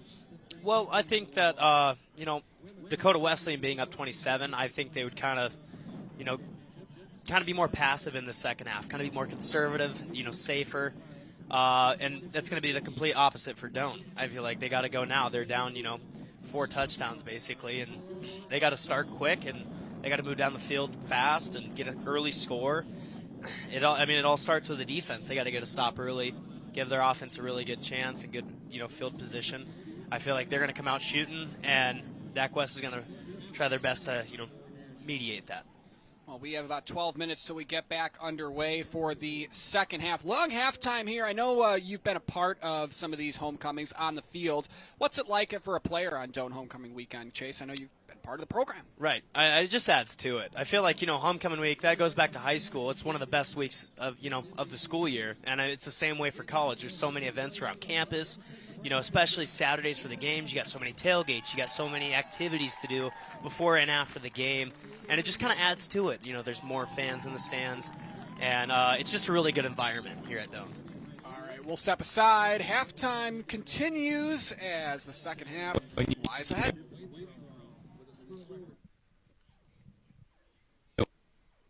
When you have the inventory people want and a team that understands what you need, there's one place to go. Big Red Motorsports in O'Neill. Name brand ATVs, side-by-sides, and high-performance machines built for work, made for play. And the service doesn't stop at the sale. Big Red Motorsports delivers, literally. Free delivery with your purchase. It's all here in O'Neill. Big Red Motorsports. I spend with purpose because I bank with purpose at Liberty First Credit Union. With my Liberty Plus checking account, I can earn extra cash just for spending on everyday things, like groceries, online or in-store purchases, and lunch. At Liberty First, anyone can join, so start earning money to spend on the things you love. Start banking with purpose. Start banking with Liberty First Credit Union. For over 40 years, Claybaugh Pharmacy has been your trusted, family-owned, full-service pharmacy. We provide traditional medical options, medical equipment, immunizations, and over-the-counter products. We take pride in going above and beyond to improve the health of our community. And to ensure you have a seamless experience, manage your profile and refills with a touch of the finger from home. Claybaugh Pharmacy in downtown Beatrice, your hometown family-owned pharmacy. It's the best time of the year to order a new John Deere self-propelled windrower from Landmark Implement during their early order program. Hay harvest is a race against time. Order a new John Deere self-propelled windrower to harvest your hay quickly and efficiently while promoting quick dry down for high-quality hay. Now is the time to lock in the best price of the year. Contact your local Landmark location for full details on a new self-propelled windrower and experience the Landmark difference. 20 kids, 1 SUV, and 1 mission. Snacks. Speedy Mart is where the snack squad rolls deep.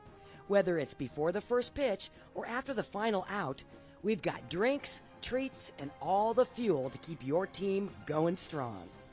Speedy Mart convenience stores. Quick, convenient, and always ready when the team rolls in. Speedy Mart. Snack strong, play strong. So this yellow jacket, it basically symbolizes that it's showtime. The Yellow Jackets are a throwback to Monday Night Football. The 1970s, Keith Jackson, Howard Cosell. That was the big broadcast in the country. Now we're the big broadcast in Nebraska. When News Channel Nebraska is covering a game, we want you to know that we take it seriously. We want to dress sharp. We have pride in what we do. And we're going to wear those yellow jackets to show people, we're a little old school, but we're also the important broadcast of the night. NCN Sports is brought to you by City Bank and Trust in Crete, member FDIC, and by News Channel Nebraska. Want to know which games we're televising each week? Follow us on X at NCN Sports. 20 kids, 1 SUV, and 1 mission. Snacks. Speedy Mart is where the snack squad rolls deep. Whether it's before the first pitch or after the final out, we've got drinks, treats, and all the fuel to keep your team going strong. Speedy Mart convenience stores. Quick, convenient, and always ready when the team rolls in. Speedy Mart. Snack strong, play strong. At first, I was really nervous and intimidated to buy a ring. My experience at Starter Heyman was very easy. I felt like I walked out with the ring that was going to make her go wow and say yes. I love my ring. It is so beautiful. I get compliments on it all the time. I always tell them Starter Heyman. I love it. Yeah, we would definitely recommend Starter Heyman. We're definitely coming back. Sure. We have a wedding band to buy. So. We do, yes. We have wedding bands. We'll be back for that. Sartor Heyman Jewelers, downtown 12th and O, South Point Pavilions, and Grand Island.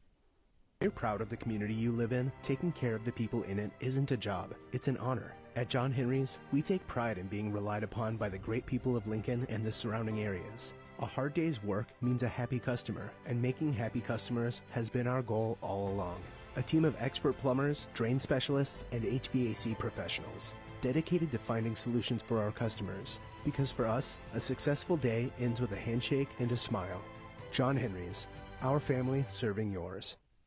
For over 40 years, Claybaugh Pharmacy has been your trusted, family-owned, full-service pharmacy. We provide traditional medical options, medical equipment, immunizations, and over-the-counter products. We take pride in going above and beyond to improve the health of our community. And to ensure you have a seamless experience, manage your profile and refills with a touch of the finger from home. Claybaugh Pharmacy in downtown Beatrice, your hometown family-owned pharmacy.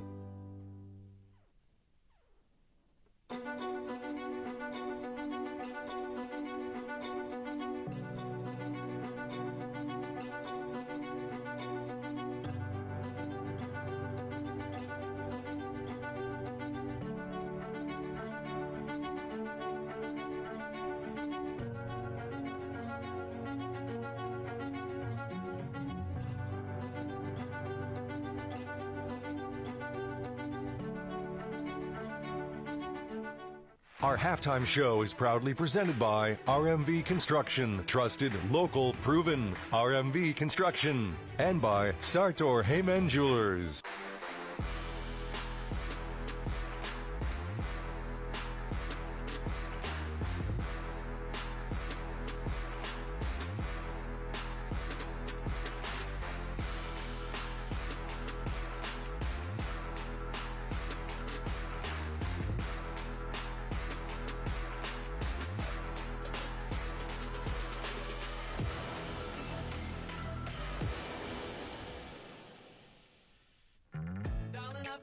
Everything's gonna be alright.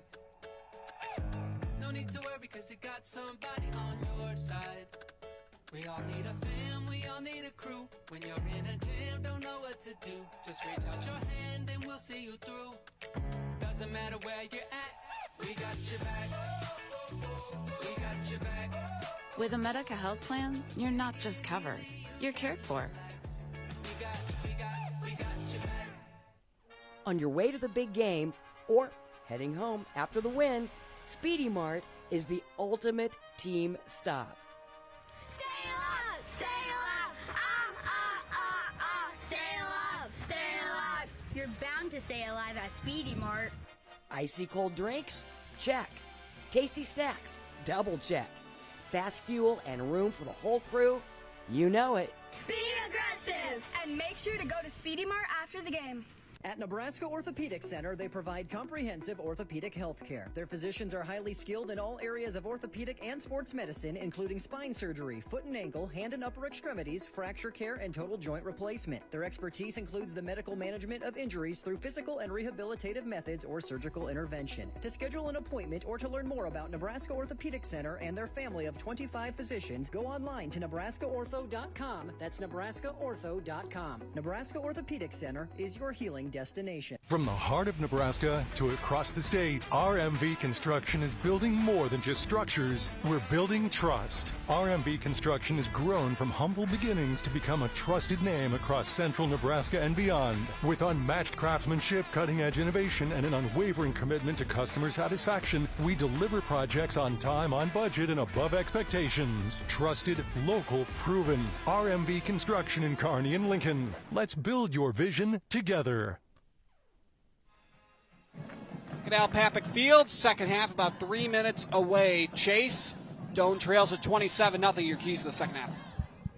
Well, I think the biggest thing is, you gotta just they're coming out on defense to start. So I feel like a 3-and-out or an early stop would benefit, give your offense an opportunity quick to put points on the board, go down the field and score, and then it's 7-27.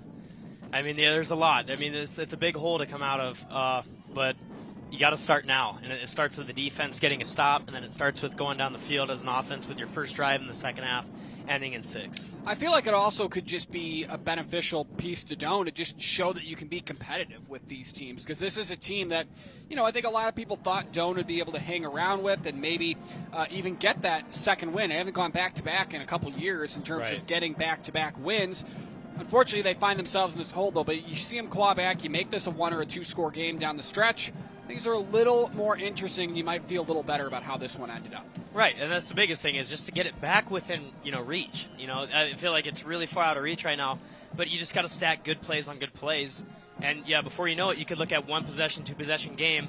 It's still anybody's game, start of the fourth quarter. So I feel like they have to have a really good third quarter, a good first 15 minutes in the second half.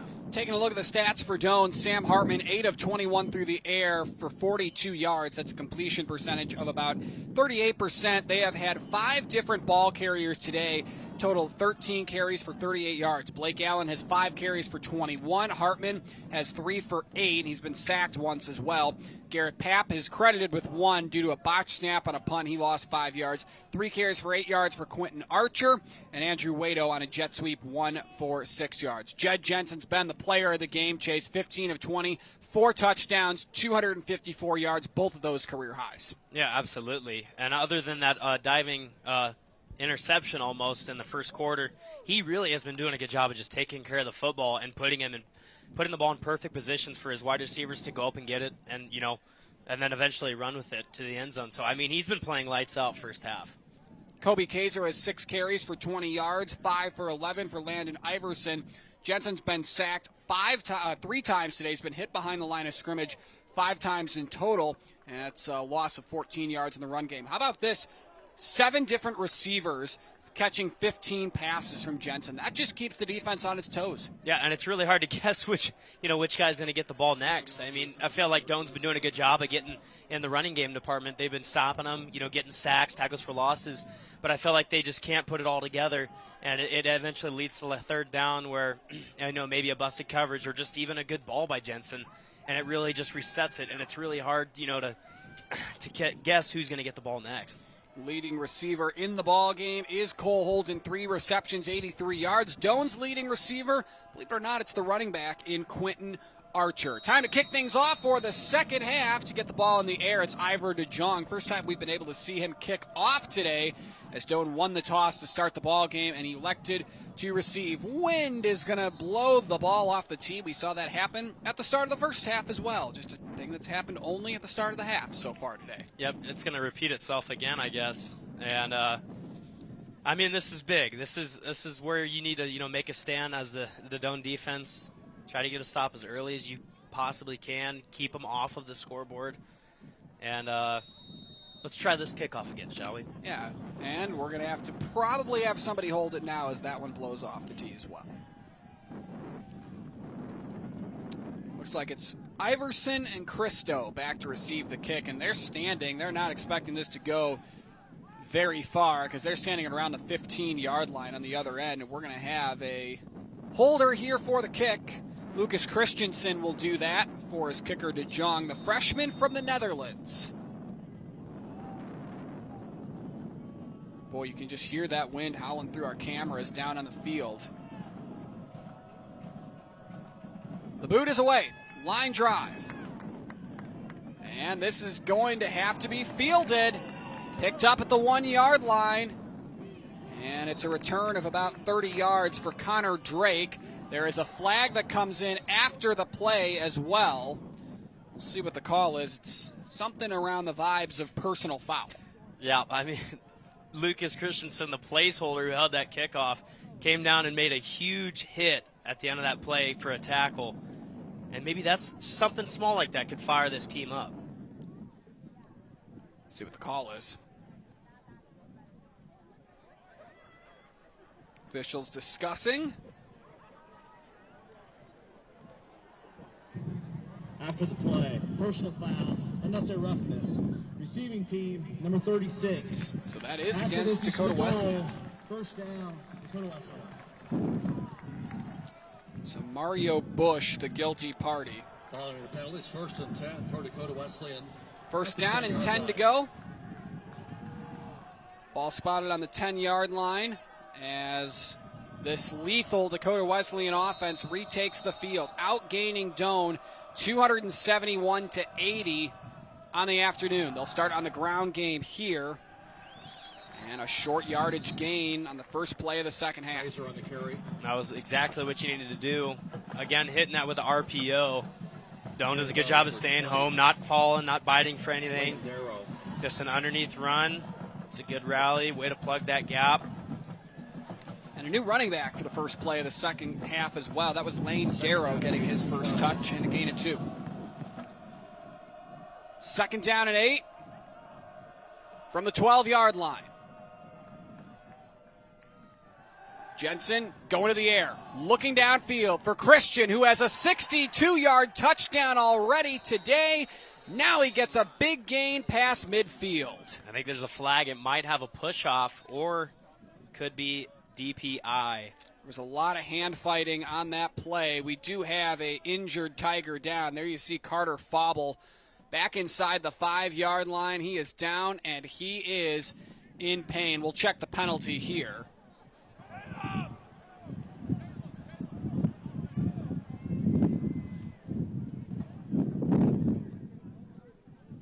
Everybody walking back to the goal line area. Pass interference.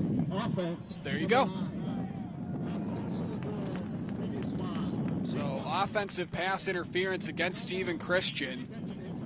You know, those are kind of the type of plays, and we'll see a replay here, Chase, where it's so 50-50. I get why you call it, but you can call that almost either way every time. Absolutely. You know, it's going to be kind of a hand match. Might have just got a little shove at the end of that. Yeah. That might have what drew the flag. But, I mean, that's a opportunity missed by Dakota Wesleyan, and, I mean, a penalty that kind of saved that play for Doane.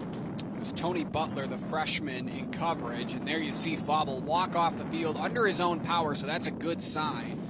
It'll bring up second down, and we'll see where they spot it, but it's going to be at least 2nd and 13 for Dakota Wesleyan from the 12. Boy, listen to that wind. My goodness.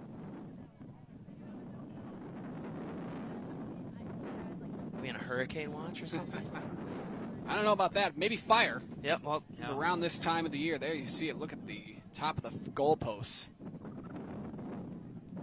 When you see the goalposts move like they are right there, you know it's a windy day. Absolutely. Those aren't light goalposts too, and they're swaying pretty good. Second down and 15, the official down and distance after the offensive pass interference on the sophomore Stephen Christian. Ball on the 5. The snap. And Darrow gashes through the middle for chunk yardage and gets the penalty yardage back. The tackle for Doane made by Reese Zuderberg. And that brings up 3rd down. And that was just a really good run there by Darrow. Able to cut that penalty yardage completely out.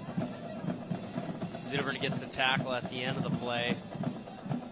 Brings him back to about a 3rd and medium, 3rd and long. You almost expect they are going to run the ball. Like I said in the first quarter, they are 96% pass on 3rd and 5+. On 3rd down, 5 of 9, and they have converted a lot of these 3rd and mediums. Snap back to Jensen. Looking downfield, has a man in and out of the hands of his intended target, Cole Holden, who has 2 touchdowns on the day. Unable to hang on to that one. Pass falls incomplete, no flags. And for what it's worth, that's a 3 and out. I mean, yeah, you can get it any way you can. They're going to test Jakarian Jackson, the freshman, one-on-one on an island out there on the left side. Looks like he might have got a paw in there, but all in all, it's a incompletion, 4th down, like you said. Doane gets a stop, gives the offense a chance to get the ball early in the second half. Jakarian Jackson will stay on the field. He'll return this punt, standing around the 40-yard line. Kick is away, end over end. This will take a Dakota Wesleyan roll. Jackson will wave it off. He'll be down to around the 28-yard line, and it's time to see this Tigers offense for the first time in the second half. It was a struggle bus in the first half for Doane. They picked up a 1st down, looked promising on the opening drive, they only gathered 80 yards in that entire first half. Yeah, I know. That was the first drive was probably their best drive of the first half. And, I mean, they moved it. They were going down to about the 45-yard line and then kind of stalled out, which is kind of been a problem in this first half of, the schedule.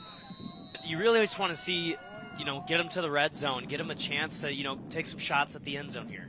Hartman sends a man in motion, and there is movement up front. Both sides jumped, but I think they might catch Doane here for another false start.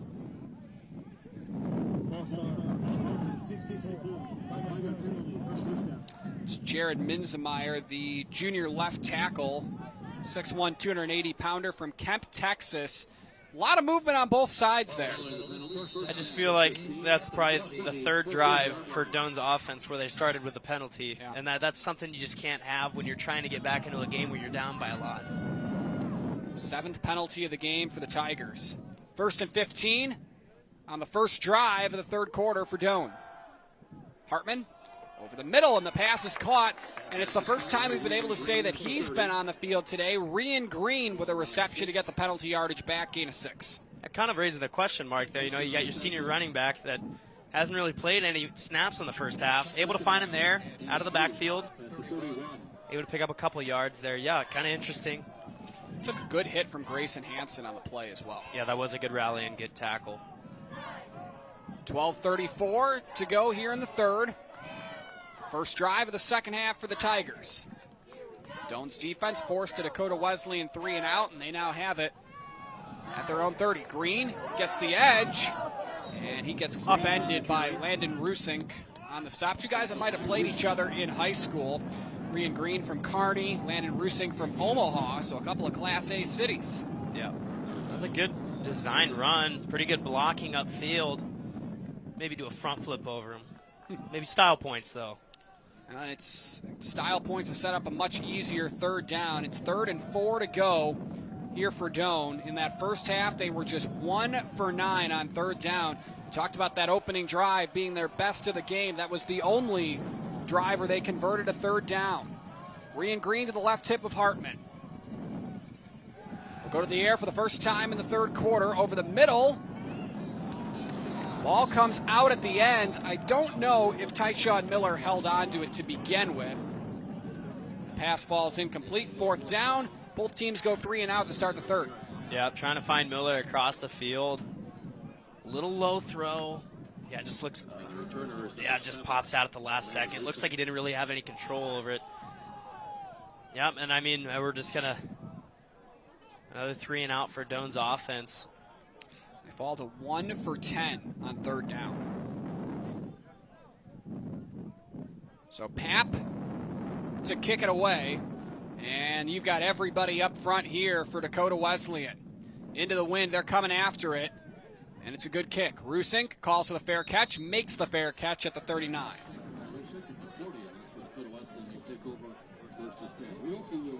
So the Dakota Wesleyan offense retakes the field after a rare 3 and out, just their second 3 and out of the ball game to start the second half.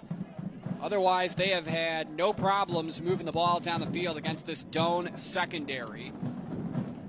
Yeah, and it's would be nice to see a turnover. Yeah, I mean, absolutely. Now's the time, probably the perfect opportunity if you're Doane's defense to find a way to get a turnover, get the ball back quick. I think they've been doing good in the running department. This is where you do the club punch trip, CPR, try to get the ball out of that running back's hands, force a fumble any way you can, to change some momentum of this game. 1st and 10 from the 38. Shotgun set. And in the backfield, pitch out to the right side. DeBleek, who has a touchdown today, picks up about 4 yards, and it brings up 2nd down. And that's such a tough thing to guard, is that RPO, especially as linebackers. You run first always, but then you also have the responsibility of the slot receiver on the outside catching that bubble pass. So, I mean, it's a good challenge. I mean, you almost got to gamble on it. Tanner Simdorn in there on the finishing blow, along with Zach Sundquist for the tackle. 5-yard gain brings up 2nd and 5. Play action, pass to the left, catch is made. Not much there. Good tackle by Doane's defense.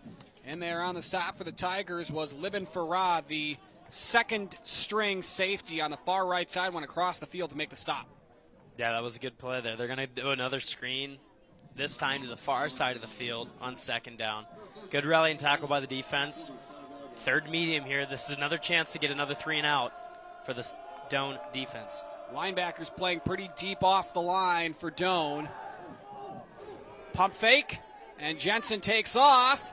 Gets back to the original line of scrimmage, but doesn't get much more. Hit driven down Reese Sudevern, who has a sack and 2 TFLs today with the final blow, and it brings up 4th down. And there you go, Chase. You mentioned back-to-back 3 and outs potentially for this defense. They got it. Yeah, absolutely, and that's just another good play there by Sudevern, able to get another tackle for loss, able to make that 3rd down stop, which is crucial. You had to have it for them to punt this ball away right now, giving their offense another shot. The kick returner for Doane is Jakarian Jackson. End over end punt.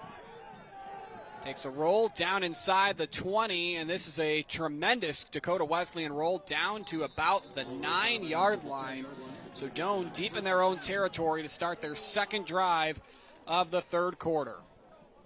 Sam Hartman, 9 of 23 through the air for 49 yards. Not much more in the rushing game. As a matter of fact, they've had less rushing yards, just 42 on the afternoon. Yeah, just not a lot clicking for this offense. They feel out of rhythm, like they're one step ahead or one step behind. Haven't really found anything that works. Doane starts at the 9, first down, 10 to go. They trail it 27-0. Dakota Wesleyan's scoring breakdown, 13 in the first quarter, 14 in the second, and they were all passing touchdowns by redshirt sophomore quarterback Jed Jensen. Another sophomore and another second-year starter, Hartman, has the ball go through his legs on the snap, and another false start penalty coming up here against Doane. How do you address this if you're Jonathan Johnson? I mean, I don't know. But I feel like it's a recurring theme for this offense, on first down, having this penalty. These mental errors, they add up, and it doesn't help you trying to get back in the game. So it turns into 1st and 15 for the second straight drive. Doane with the possession at the 5. Rian Green is in the backfield at running back again. He'll take it off tackle, looking for the edge, and he gets swung out of bounds. Not much there. Pretty well defended there by Dakota Wesleyan. Tackle made by Brody Bellinger. That was a good tackle there by Bellinger. Looks like your outside zone, maybe a power read. Just didn't really have much, real estate to work with. Rian Green coming into today's game, 25 carries for 62 yards. That's just 15 yards per game, a little beyond that. Wide receiver in the slot on the right side is Mark Anderson. Hartman on play action goes to the air, backing up out of his own end zone, and it was nearly picked off, and that would have been a sure touchdown. Carter Skogsberg got his paw up to deflect the pass in the direction of Rian Green. Yeah, just Dak West is just blitzing schemes and defensive line. Just get in there early. And that forced Sam Hartman to make an off-balance throw. Tipped a couple times. And like you said, nearly intercepted. That would have been really bad. Neither quarterback has thrown an interception, but close calls have been plentiful for both Jensen and Sam Hartman. 3rd down and 12. Doane 1 for 10 on 3rd down. Got to go back to their first possession of the game for their only conversion. Empty backfield. Hartman drops back to throw, fires over the middle, and has a man. It's Andrew Wado. It's close to the first down marker, and he's got it. They'll move the chains, call it a gain of 17. Boy, did they need that one. They caught Wado on that post for enough yardage, gain of 17, able to keep this drive alive, and that's something they need to build off of. So after the first down, going deep, DeRizo is down there, and there's the interception. It's taken away by Trevor Sladkey, and he gets hit at the 40-yard line of Doane. A ball that was underthrown. Sladkey comes in from the middle safety spot to pick it off. Yeah, and just when you pick up that crucial 3rd down, throwing into that wind. I mean, it'll hang up in the air, and that looks like what kind of happened. Maybe a little off target, and that's just it's just a gut-wrenching play if you're Doane. For Sam Hartman, his 5th interception of the season and the 13th of his career. So first down and 10 to go for Dakota Wesleyan. First takeaway for either defense.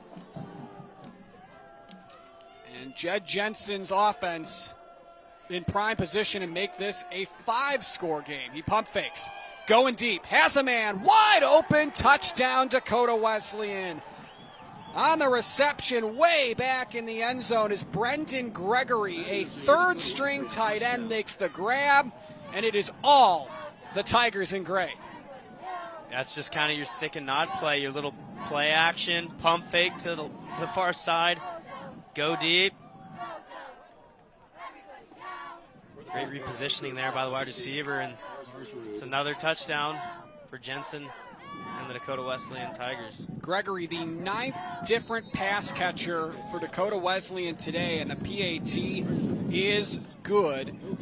No good rather. 34-0 the score. That's why you don't look up at the scoreboard before the play is made. 33-0 the score. 7:55 to go here at Al Papik Field. Whether we're talking commercial or residential plumbing, Lamel Plumbing is the place you call. Lamel provides 24-hour emergency service as well. Call them if you get in a tight spot. And as for their retail items, well, you got to check out some of their faucets, some of their kitchen items, and some of their bathroom items like their Onyx showers. And hey, say you've got a digging job, you call Lamel Plumbing for that too. They've added a full-time crew for you, doing backhoe, trenching, and sewer work. Take that digging job off your list and have Lamel do it for you. That's Lamel Plumbing in Beatrice, now at their new location on North 7th Street in Beatrice.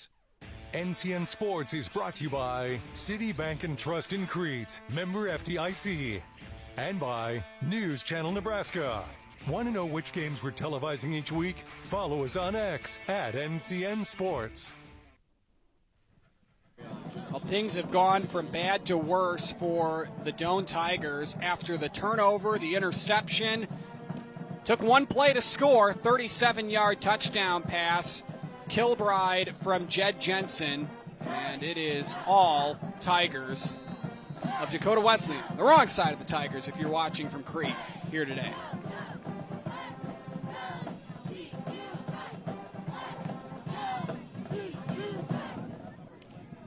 So 7:55 to go. Carcerid to kick it away. Blake Allen on the receive from the 4-yard line. Stumbles, regathers himself, and couldn't get the edge, and he stopped short of the 20-yard line.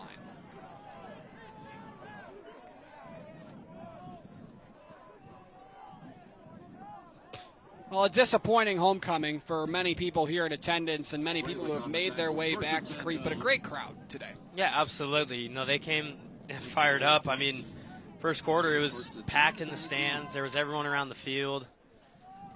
And it's just unfortunate how this game's going during homecoming. Doane starts at their own 19-yard line on the heels of the first turnover for either offense today. Sam Hartman with Rian Green in the backfield. DePompa on the edge. He's able to cut it upfield just a bit before he's corralled and brought to the ground. Tackle made there for Dakota Wesleyan by Gavin Hazelhurst. It's a good jet sweep there by DePompa, able to get to the outside. I think they did that earlier in the game with Wado. Gain of 3, 2nd down at 7. Maybe less of a gain, but nonetheless, still moving forward is a good sign. It's a 3-yard pickup for DePompa. Doane's running backs averaging exactly that today, just 3 yards. And the Tigers going to open things up a bit. They throw a bubble screen for DeRiso. And Dakota Wesleyan swarms to the ball carrier. Not much there, and quickly 3rd down, no gain.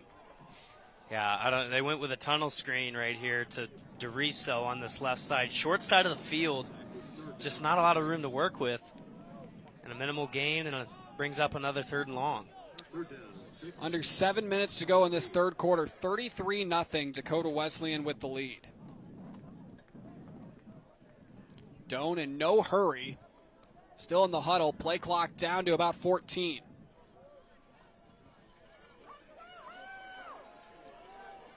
Three wide receivers to the right, one to the left. Alone on the left side is John DeRiso. Hartman drops back. Looks over the middle. Finds Andrew Waito for another third down conversion. That moves the chains. Our third quarter today is brought to you in part by Husker Rehab, treating the cause of your pain, not just the symptoms. There you see it on our Meade Lumber BCH Instant Replay. That plays work today for Doane. Yeah, absolutely. It's been one of the few bright spots in this offense, is finding Waito across the middle of the field. Rian Green charges forward. Found some green grass, and that moves the chains. Back-to-back first downs for Doane for the first time today. This is exactly what they need to do, and they need to keep moving fast. They don't even have the chains reset quite yet before Doane snaps the ball. Sam Hartman escapes two tacklers in the backfield, looks for DeRiso, and he just overshot him a bit. Credit to Sam Hartman there. They looked like they had him dead to rights. Did Dakota Wesleyan. Nice job to keep his strength and stay on his feet. They're, like you said, able to keep the play alive right there. Able to send up a pretty good throw, just a little long for DeRiso on this near side. He still, I think he might have had a step on him too, on the defensive back. It's been tough finding DeRiso. Yeah, DeRiso today, 4 receptions for 12 yards. And he was our key player to watch for this Doane offense in our pregame. Running forward, Rian Green, carry of just a few. Don't mind that play call on 2nd and 10. They think you're moving fast, trying to, getting the passing game fired up. Little handoff underneath to Green. Pick up half of it, makes third down a little easier. It's 3rd and 6 here for Doane, and they've picked up a couple of third downs in their last 2 attempts. They're 3 for 12 on third down today. Shotgun set. Hartman takes the snap, drops back to throw. Under pressure, fires it deep downfield, nearly intercepted. Threw it down in the direction of Trent DePompa, and good coverage back in the secondary by Mikey Hart. Yeah, trying to find DePompa. Dak West bringing more pressure yet again. Almost gets home. Basically almost threw that into double coverage. Yeah, like you said, almost an interception again. That was just pretty good coverage by Dak West. Hart with his 3rd pass breakup of the ball game. So Garrett Papp to punt it away. His 7th punt of the ball game. End over end kick. The wind is going to eat this one up and shove it out of bounds. And Dakota Wesleyan's offense will retake the field behind Jed Jensen, 18 of 24, 297 yards and 5 touchdown passes today. And he has spread the ball around to 8 different receivers. He's just been doing a great job of locating open receivers. He just hasn't really made a lot of mistakes. Hasn't put the ball in the danger other than a couple throws. But I think he's just really playing a good, sound football game right now. Served us for 60 years, retiring last year. So 4:34 to go here in the third. 1st and 10. Decent starting field position for Dakota Wesleyan at the 35. We'll start with 2 wide receivers left and 1 out wide to the right. Start on the ground here with Landon Iverson, the 183-pound junior. He runs forward, gets brought down on the play. Tackled by Bennett Geiken for the Tigers. Gain of 2. Yeah, coming up on 4 minutes left to play in the third quarter. I think now is where you start to see Dakota Wesleyan try to sprinkle in more running plays, trying to take some time off the clock. Not saying they're going full 2 clock, but they're definitely going to add more running plays to their schemes. Jensen had trouble with the snap. He's going to have to just take off and run with it or get smothered. Brought down on the play, Farah and Simdord combined for the tackle, and a 6th tackle for loss today for the Tiger defense. Yeah, he's had a couple of those where Jensen just kind of had the snap outside or low, able to play a little patty cake with Simdord before Simdord finally pursues him, gets that tackle for loss. Good play. 3rd and long, another chance to get off the field for Doane's defense. They've forced a couple of 3 and outs already to start this second half. The last time Dakota Wesleyan was on the field, they scored in one play. Jensen dropping back, has time and has green grass, runs forward, and he is brought down short of the line to gain. Reese Zudaver, the middle linebacker, on the stop. And it's 4th down and about 4 yards to go, and the punting unit takes the field for Dakota Wesleyan. Yeah, Jensen able to make that 3rd down a little closer than what we'd hoped for. Able to get it to 4th and short, but Doane able to stop him close enough to get that punt team out there. So they'll kick it away here. Ball at the 41. Doane looks like they are going to come after the punt as well. Big wind at the back, and the kick is away. It's a spiraling kick. And this one is going to take a beautiful roll. Will it stay in bounds? It will. What a beauty of a punt there by Samuel Welch for Dakota Wesleyan, and he is jacked up as he heads to the sideline. Yeah, if I was Ja'Carrion Jackson, I might wanted to, try to return that one. Knowing that the wind's at his back, it's going to be a huge punt. A punt of 66 yards. Following the punt, it's 1st and 10. That was a really solid play. Getting out of it right at the 5-yard line. Yeah, might have been a generous spot as well.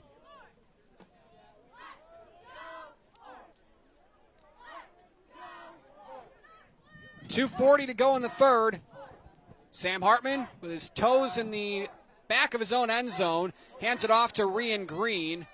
Green runs off tackle for about 3 yards, and it's a short gain on 1st down. Yeah, they're going to have to go back to the running game for at least a couple plays, knowing that they're just backed up on their own goal line. Pretty good pop to the outside there by Green, able to get a good amount of yardage. Go back to him here on 2nd down, and he's got the edge, and he's got the 1st down. Rian Green on the carry has a down 1st down. Rian Green, who did not see much action in the first half. Been good to see him in the second half. He's now up to 4 carries for 38 yards. Not a bad clip, much better than what he's been averaging this season, coming in with 25 carries or 62 yards. Absolutely, and I think he's making the most of these opportunities here in the second half. Trying to do whatever he can to, get this offense in a better position. From the 21-yard line, Doane has 1st and 10.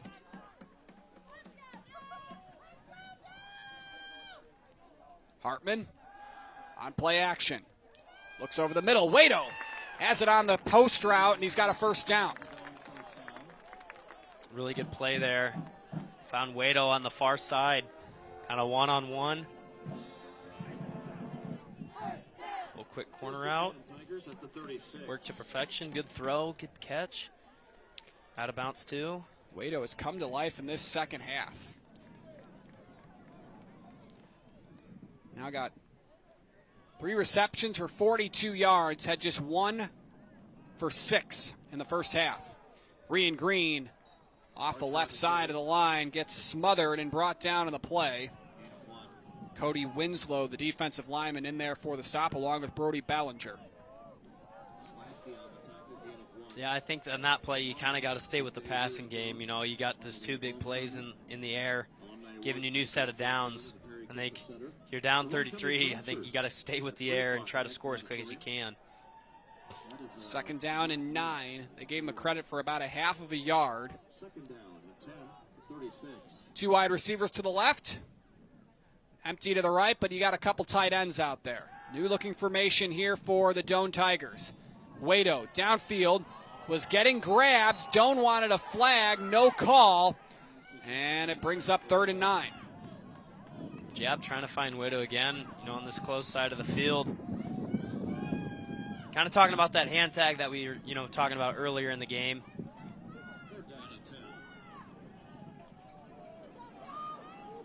Again, Might have had you could call that. Could call it on a lot of plays as well. It's a bang-bang, it's a 50-50 play. I mean, DBs and wide receivers, they're going to play a little hand tag. They're going to grab at each other. Shotgun set. Hartman to throw. Here comes the pressure. Backing up. Gets hit. Stays on his feet. Runs to the sideline, and he is run out of bounds at the line of scrimmage.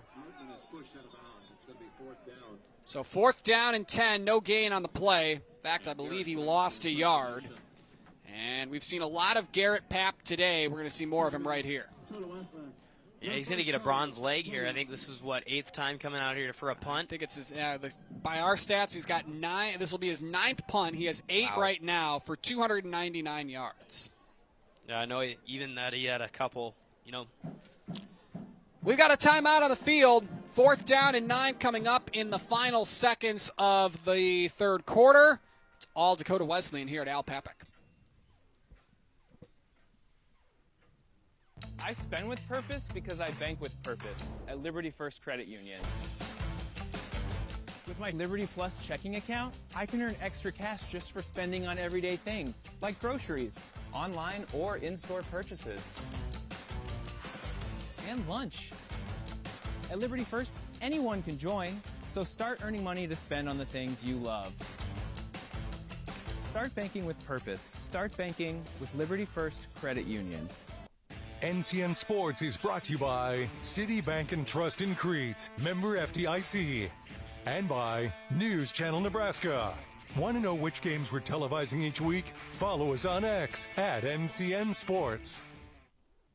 Papp's 9th punt of the ball game upcoming here. It is 33-0 Dakota Wesleyan. Ball on the 37-yard line. And back deep to return it is Rusink standing around the 30. Kick is away.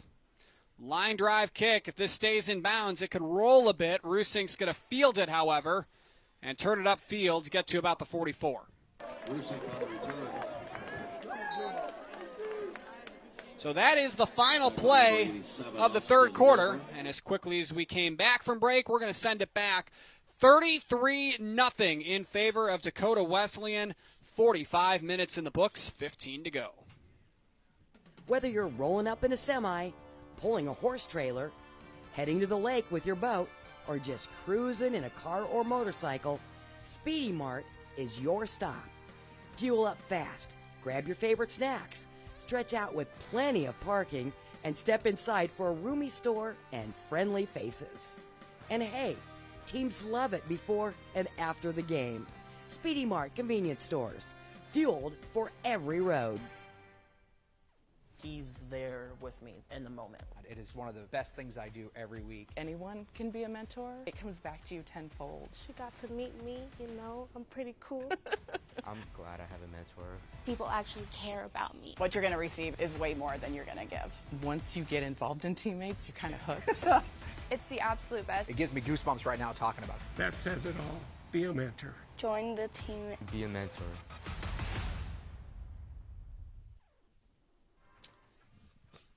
Well, everybody that came down from South Dakota is pretty happy on that far sideline. Dakota Wesleyan leading it 33-0 here as we begin the fourth quarter. As they've got the football back in decent starting field position, Chase, at the 37. Yeah, I mean, we're getting to the fourth quarter. Start of the fourth quarter. I'm sure that they're going to sprinkle a lot of runs in as we get a offsides right here.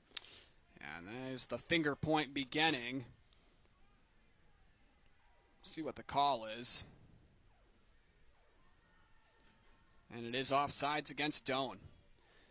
For the Tigers, their 6th penalty that'll load up to 39 yards today. And there you see it, Caleb Daniel with the jump on the defensive end spot. Which is surprising because last week against Midland, they only had 2 penalties for the whole game. And then turn around today, they have 7 to 8 penalties. That's just something you can't have happen. Snap back to Jensen. Ball is tipped in the air, intercepted. Reese Zudevern picks it off. He's got running room to the 30. Jensen trips him up at the 18-yard line. What a play there by Zudevern. I think the ball was tipped right at the end of that throw. Zudevern in the right place at the right time, able to take advantage of it. Good return inside the 20. Regardless of the score, Zudevern's had a heck of a game. He's got a couple of tackles behind the line. He's got a sack. And now he sets the Doane offense up in possible position to finally break the play. 1st and 10, Tigers at the 21 of Dakota Wesleyan. for Jensen, the 8th interception of his season. Dakota Wesleyan 21. Pistol formation. Back in at running back is Quentin Archer. And his number's called. Archer gets to the 20, and he is viciously slammed to the ground. And not much doing there on 1st and 10. Yeah, just didn't really have a lane to throw it. I mean, they're going to the short side of the field. Inside handoff. Didn't really go for much, maybe about 2 yards. It was Grayson Hansen with the tackle for Dakota Wesleyan. 2nd down and 8. It is indeed a 2-yard pickup on 1st down. Wide receivers bunched together on the right side of the line. DePompa off the edge. He gets hit and driven down. On the reception from Hartman. Doane in the red zone this season, 45%.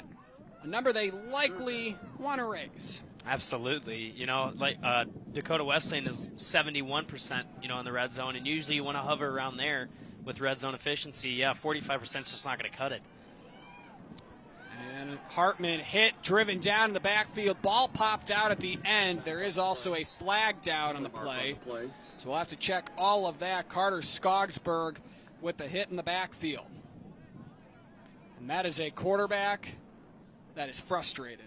Yeah. If I've ever seen one. I mean, absolutely. He's just trying to find an opening to get, you know, to find some space. Offense, number 66. That penalty's declined. He's all down. And there's a hold against somebody on the offensive line for Doane. I believe that he said 66. That'd be Brock Zobel. And it brings up 3rd and 5. Interesting decision there. Dakota Wesleyan going to decline the penalty and take their chances with Doane on 3rd down. Yeah, I mean, I don't mind it. I feel like you're down so much. A field goal is really not going to help you. Might as well try it again. 4th down and 11. Snap back to Hartman. He'll fire over the middle. And the pass is incomplete, in and out of the hands of Mark Anderson. There are no flags. Doane wanted another one for PI. That might have been wishful thinking, and a goose egg remains on the scoreboard. Yeah, I mean, that's just rough. You know, you get the interception, you get down to about the 20-yard line, and you really didn't do anything with it on offense. I mean, that's just – it kind of sums up about how this game's been going for Doane. Well, I got to think we're in full chew clock mode if you're Dakota Wesleyan up 33-0 here with 13 minutes to go. There you see Jonathan Johnson having a word with the official. And a penalty after the play against Doane as well. I think they got a sportsmanlike conduct on someone, but I didn't get the number. Might have been a couple of players if that's the case. I didn't hear a number said either. The Doane defense trots back out onto the field. Only allowed 6 points in the second half. And that was after an interception by Sam Hartman. 13-16 to go in the ball game. 33-0 Dakota Wesleyan leads. Jensen to the sideline, caught. Kilbride on the reception. Kind of shocked to see him throw that there on 1st down. Usually 1st down with a big lead in the 4th quarter. That's when you really want to establish your running game. Maybe trying to catch Doane's defense sleeping or off guard. Able to pick up about 5 there. I expect a run here on 2nd and 5. Ball spotted at the 42. Got to get to the 47. They stay in the air. To the sideline, Kilbride turned it upfield before he even had the ball in his possession. And it's quickly 3rd down. Yeah, kind of going back to about the same play designing-wise. Just trying to get the outside on that out route. Kind of tried to look upfield before he caught the football. It's going to be an incompletion. Stops the clock, too. 3rd down and 5 to go. 12:46 to go here in the ball game. Up the middle on the run, breaking free. And picking up the 1st down is Lane Darrow. And that's exactly what they want to do on this drive, is keep those 1st downs coming, keep the clock rolling, and just keep going forward down the field. 12:25 to go here in Crete. Another third down conversion for Dakota Wesleyan. These guys have been good on third down. They are now 7 of 14, 50%. I think you take that most days. Jensen, again to Darrow. Darrow with a short run there. He picks up 2. Looks like they're going to stop the clock here, too. Yep. Looks like helmet came off.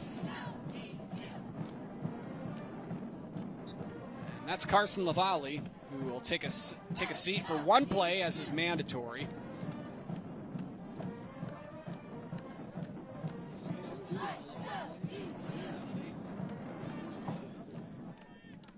Second down and 8 to go. Ball at the 45-yard line. And as we predicted, Dakota Wesleyan really not in much of a hurry at the line. Yeah, they're going to take as much time as they possibly can. With about 10 seconds remaining on the play clock. They'll go to the air. Kilbride downfield. As it pop in and out of his hands, Jakarian Jackson in the coverage. There's a flag down. They might catch PI here. Oh, man, if it is, I just don't know about that call. I really don't. Looks like the guy basically dropped the ball.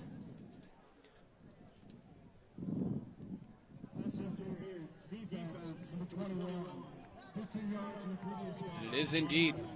Boy, oh boy. We're going to get a replay here. I mean, he does have a hold on the jersey, but it looks like he just dropped it. First and 10 to 30. We had a lot of those 50-50 calls today, though, We have indeed. where it could have gone one way. And that gives them the first down as well. Flip to the right side. Kilbride with another reception. He's been the go-to guy through the air on this drive.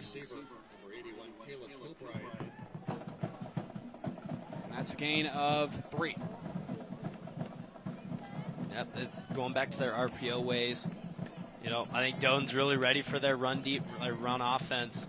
So having that RPO in your back pocket, able to throw it out quick, get a couple of yards, that's going to help Dak West in this fourth quarter to finish this game. Second down and 7 after the 3-yard pickup.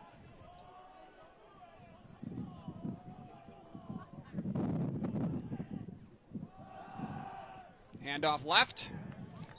And a short pickup there for Darrow once again. I mean, if you're Doane, you know that the run is coming. 3rd and 5 plus, might have a pass here, might have a quick pass, but this whole drive you're expecting run. Still have 10 minutes remaining here in the ball game.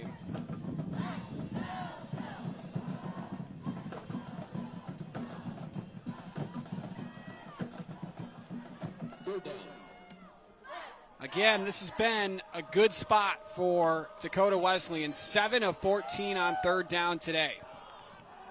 Snap back. There is a flag down. The pass over the middle is complete. And sliding down once getting the first down on the reception was Sean DeBleek. We're going to have an announcement from the official here. Flag was down on the far side. Might have a legal formation or a false start. And Dakota Wesleyan's taking the stroll backwards. Offense, number 12. 5-yard penalty. That is on DeBleek. Usually, that's where you look, is who caught the pass when it's an illegal motion type penalty. Right. It was pretty evident. Yeah, I mean, they caught a break, too, because they would have had a first down on that play. 3rd down and 11 at the 31. Didn't see a ton there. Not really.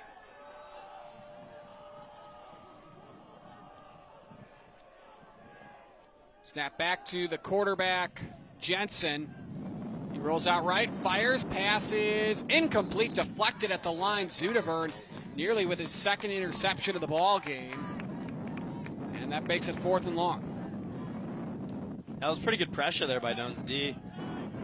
Able to kind of get him to his right. Able to apply pressure when he's rolling out of the pocket. Tipped at the line. Almost another, interception for Zudavern again. That would have been something else. Been padding his stats. And Dakota Wesleyan's going to call a timeout here. 9:17 remaining in the ball game. It's all Tigers from South Dakota. Anything for the floor, O Street Carpet has it and more. From little feet to little paws, to updates and overhauls. From soft and cozy to durable and resilient. From something that blends in or something that's different. From DIY to custom install, O Street Carpet can help you with it all.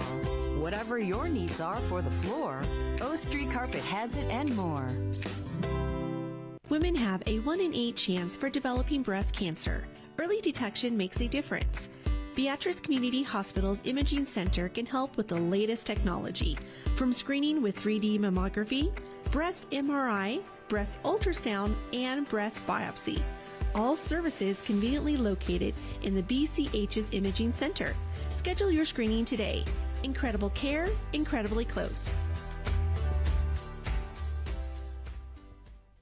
More than 80 communities across the state count on Nebraska Public Power District to power.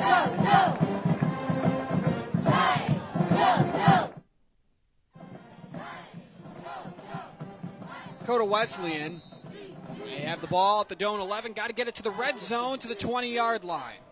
They're going to keep the offense on the field. Jensen, under duress, fires over the middle. Jump ball, incomplete, nearly intercepted. Overthrew the intended target over the middle, Holden. And Doane's offense forces a turnover on downs. Defense, rather, forces a turnover on downs, and the Doane offense retakes the field. Yeah, and at this point, might be a little too late to come back from this game, but you definitely don't want to leave that 0 on the scoreboard. You want to go down, play with some pride, maybe get a touchdown here. And that would be 2 home games in a row where Doane had been shut out if they are unable to score today. Last home game 3 weeks ago against Dordt, a 41-0 loss. Snap back to Hartman. Incomplete on the near side, looking for Tyshawn Miller on a comeback route. Yep, just a little too high for Miller to go up and get that one. Second down and 10. Looks like he had pretty good time. Yeah, just kind of overshot his man right there.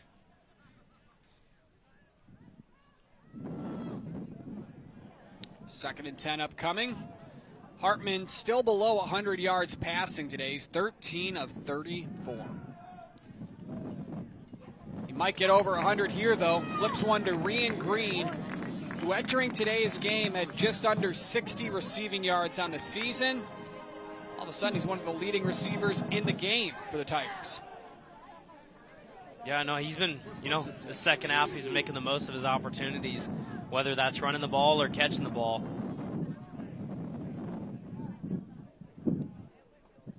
Another play-action pass to Papa. Catches a bullet from Hartman. Falls to the ground after a pickup of about 7.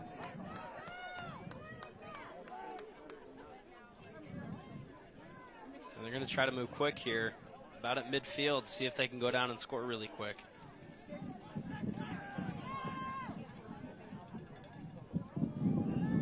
Fire over the middle, incomplete. Ball bounces off the chest of Tyshawn Miller. Good coverage over the middle by Trevor Slavke, the safety, and it falls incomplete. There's been a couple plays, though, this game where there's been just a couple drops that really look like it could have been a first down or, move the chains or get into the red zone, and just a couple drops, it kind of just kills the drive. We got an injured Tiger on the turf. We'll step aside.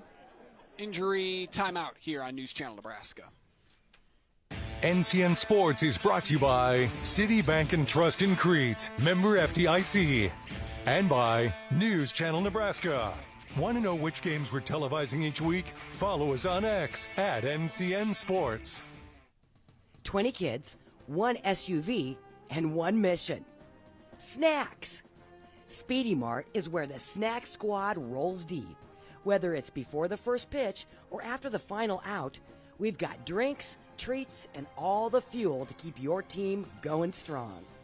Speedy Mart convenience stores. Quick, convenient, and always ready when the team rolls in. Speedy Mart. Snack strong, play strong. 3rd down and 4 upcoming. And we had an injury there for Doane. Walking off the field and heading to the medical tent. That was Tyshawn Miller making his way off the field. Usually a wide receiver playing some defense here today. Yeah, absolutely.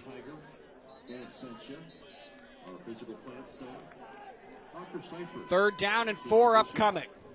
Spencer Cloak and all of our athletic trainers. Doane in the second half is 2 for 5 on 3rd down. In the game, 3 for 15. 3rd down. 1st down to require this getting across the 50-yard line. And they'll go to Quentin Archer here, and Archer with a last spin move effort. Looks like he got just enough for the 1st down. That'll move the chains. That was a good effort there by Archer. Looks like he was going to be stopped initially from getting that 1st down, but that second effort, that spin right there, able to get an extra 2 yards and move the chains once again.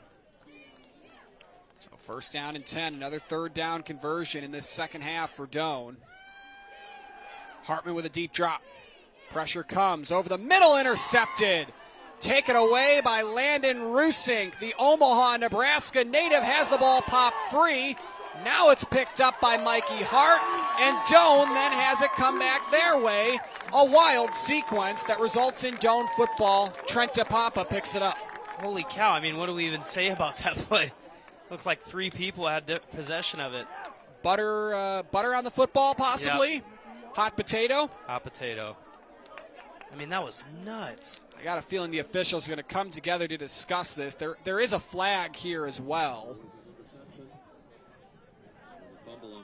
I wonder if this is something that goes to review.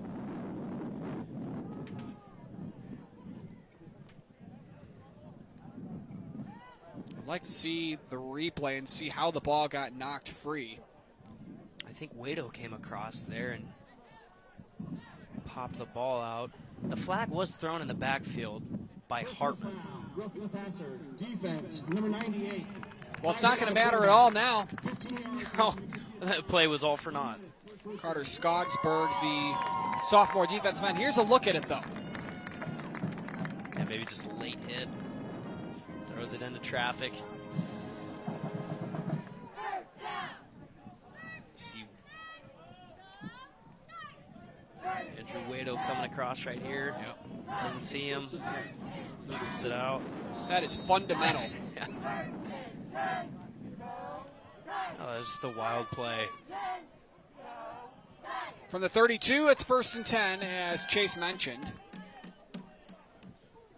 Snap back to Hartman. Under pressure, fires, complete.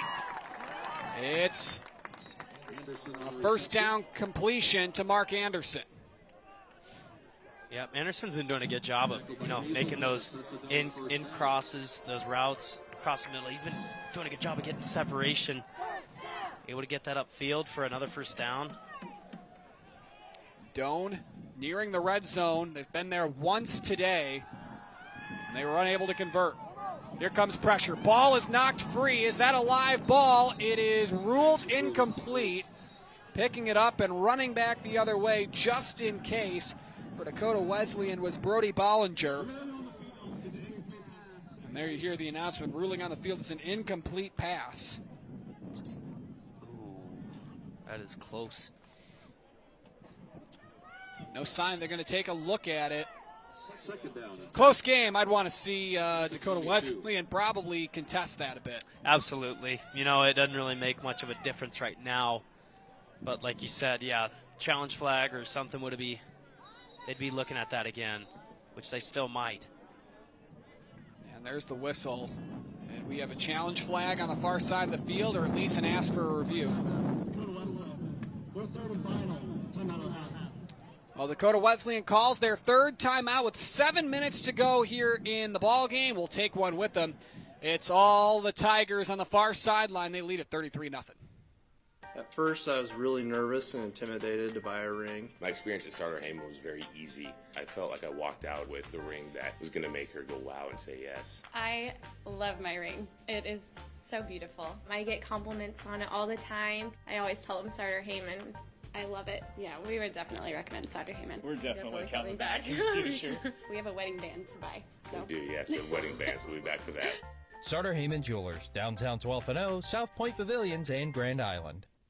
You're proud of the community you live in. Taking care of the people in it isn't a job, it's an honor. At John Henry's, we take pride in being relied upon by the great people of Lincoln and the surrounding areas. A hard day's work means a happy customer, and making happy customers has been our goal all along. A team of expert plumbers, drain specialists, and HVAC professionals, dedicated to finding solutions for our customers. Because for us, a successful day ends with a handshake and a smile. John Henry's, our family serving yours. For over 40 years, Claybaugh Pharmacy has been your trusted, family-owned, full-service pharmacy. We provide traditional medical options, medical equipment, immunizations, and over-the-counter products. We take pride in going above and beyond to improve the health of our community. And to ensure you have a seamless experience, manage your profile and refills with a touch of the finger from home. Claybaugh Pharmacy in downtown Beatrice, your hometown family-owned pharmacy.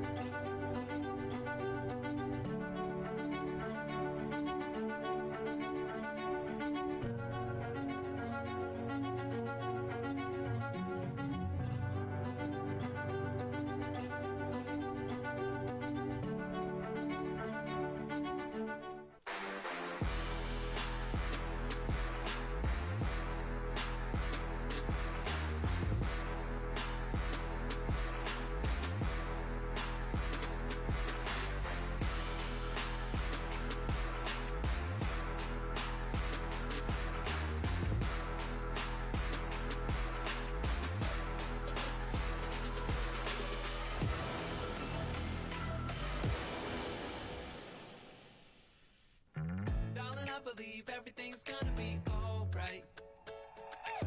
No need to worry because you got somebody on your side. We all need a fam, we all need a crew. When you're in a jam, don't know what to do, just reach out your hand and we'll see you through. Doesn't matter where you're at, we got your back. We got your back. With a Medica health plan, you're not just covered, you're cared for. We got your back. Back with you here at Al Papik Field. 7 minutes to go in the ball game. 33-0 in favor of Dakota Wesleyan. News Channel Nebraska proud to be broadcasting some homecoming football for Doane University. 2nd down and 10. After what was officially ruled an incomplete pass during the break. Snap back to Sam Hartman. He rolls right, takes off, reaches the football forward. I think he reached it for the line to gain, and it's going to be close. They're going to say he stepped out of bounds before that, though, a gain of about 4 yards. Took it off to the right side, tried to reach it. I think he thought he might have been a little closer to the sticks than he thought.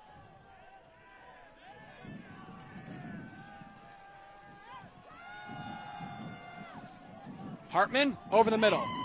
Blake Allen with the reception. That'll move the chains, no doubt about that one.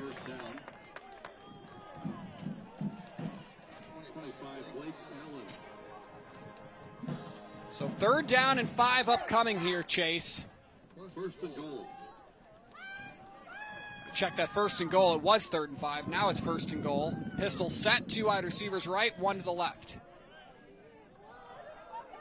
Rian Green runs forward, and he's down to the 3.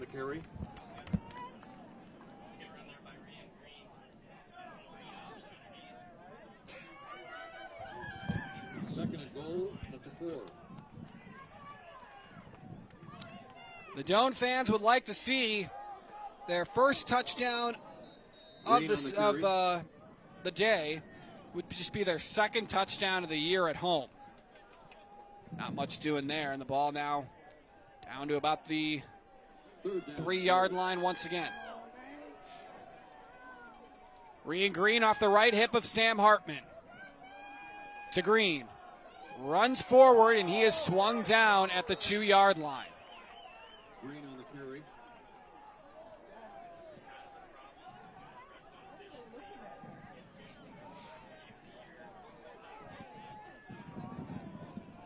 Fourth and goal.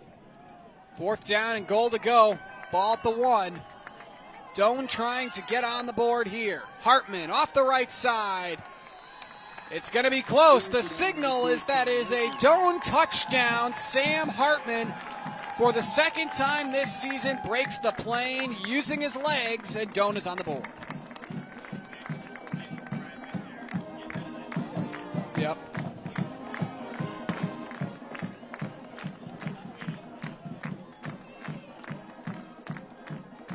Fourth and 7 ends up resulting in a touchdown. Pass off to the right. Good blocking. And a nice play by Hartman.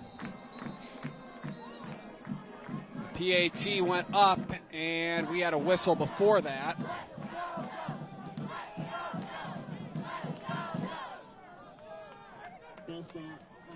And there you go, another false start against Doane.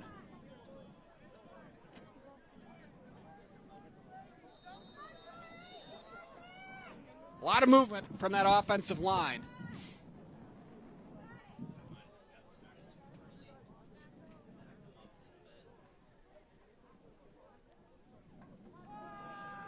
The kick is on its way. The kick by Ivor de Jong, the freshman from the Netherlands, is good. And Doane gets 7 on the board. 33-7 the score, 4:53 remaining. We'll be back on News Channel Nebraska. On your way to the big game or heading home after the win, Speedy Mart is the ultimate team stop. Stay alive! Stay alive! Stay alive! Stay alive! You're bound to stay alive at Speedy Mart. Icy cold drinks? Check. Tasty snacks? Double check. Fast fuel and room for the whole crew? You know it. Be aggressive! And make sure to go to Speedy Mart after the game. At Nebraska Orthopedic Center, they provide comprehensive orthopedic health care. Their physicians are highly skilled in all areas of orthopedic and sports medicine, including spine surgery, foot and ankle, hand and upper extremities, fracture care, and total joint replacement. Their expertise includes the medical management of injuries through physical and rehabilitative methods or surgical intervention. To schedule an appointment or to learn more about Nebraska Orthopedic Center and their family of 25 physicians, go online to nebraskaortho.com. That's nebraskaortho.com. Nebraska Orthopedic Center is your healing destination. 33-7 the score. Sam Hartman breaks the plane, gets Doane's first touchdown of the ball game. They did not score against Dordt 3 weeks ago here, their last home game. As with 4:53 to go, de Jong will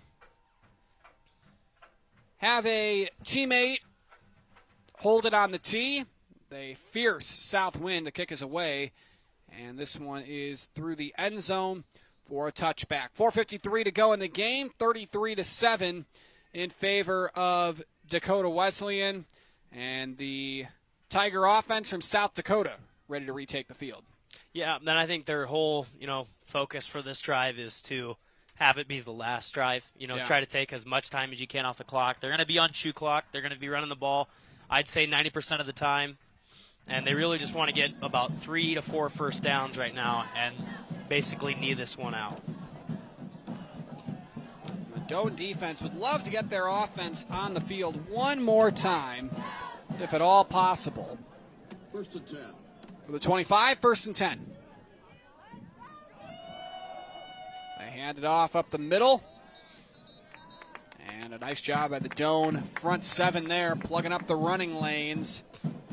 And not much doing. Yep, and this D-line knows it too. It's late 4th quarter. They want to run the ball, and you know it. So we might as well go out there and make a play. Make them earn every yard they want to get. 2nd down and 10. Second down and 10 at the 30, actually the 25-yard line. Couple of backups in there for Dakota Wesleyan on this drive. The quarterback is Connor Drake, and he hands it off to the running back. He runs off the far side and doesn't get much. That was Caden Freilich on the carry. Timeout. Doane. And Doane is going to call a timeout. Kind of shocked about the Doane calling a timeout right there. Play till the end, I suppose. I get it. Yeah, I respect that. 4:05 to go. 3rd and 7 upcoming. We'll pause for 30 seconds.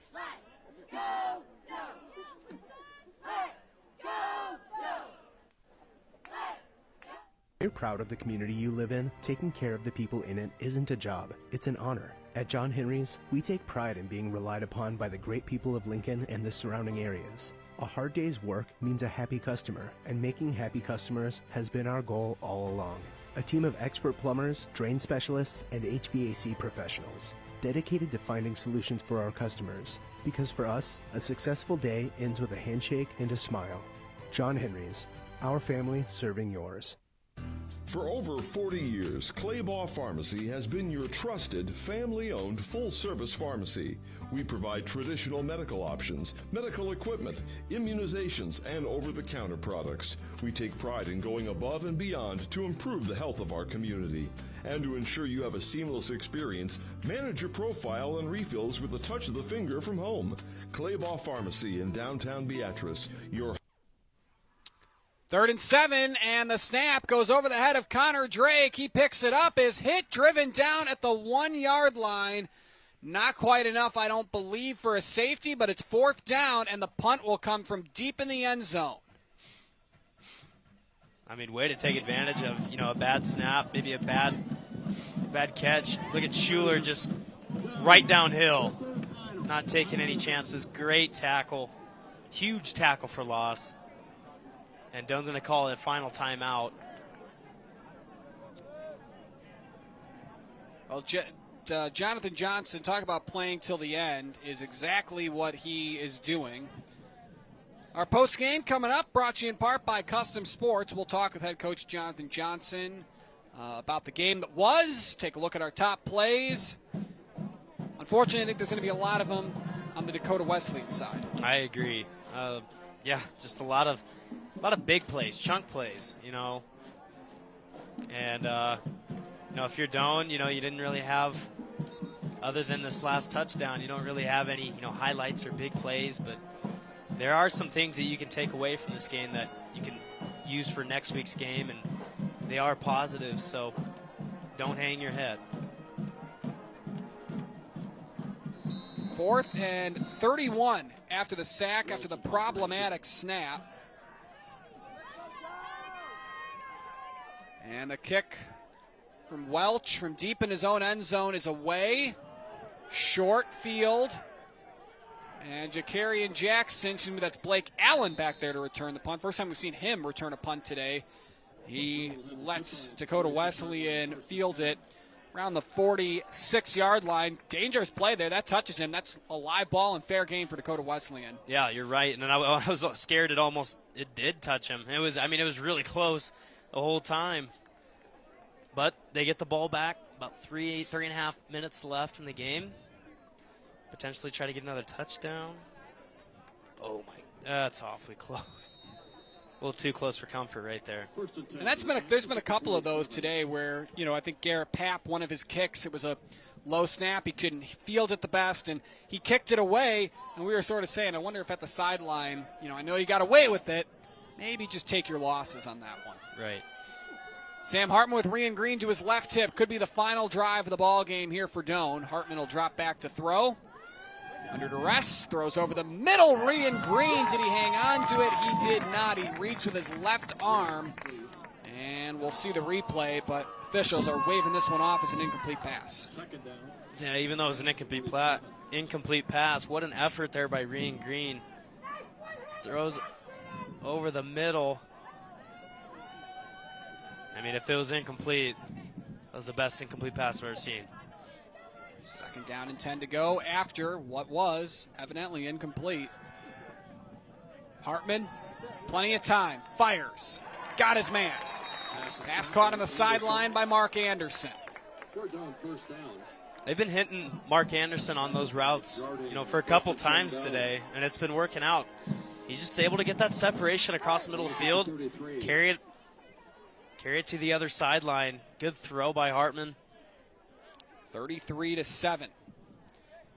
But Doane looking to score a touchdown here to make this game a little more different than the scoreboard might have read. Hartman looks to his right. Incomplete, looking for Wado, and Wado wanted pass interference, and Jonathan Johnson is over in the official's ear as well. Jonathan Johnson's got to be careful. He's had a couple in his career of unsportsmanlike penalties, but looks like he backs off, gets an explanation. That was, again, really close. Looked like Wade was trying to get to the outside for his out route completion. He was pretty smothered on that play, too. Don't want to force it. 2nd and 10. Hartman will drop back to throw. He gets hit in the backfield, takes off, and now gives himself up on the run. Picks up a few yards, gain of 4.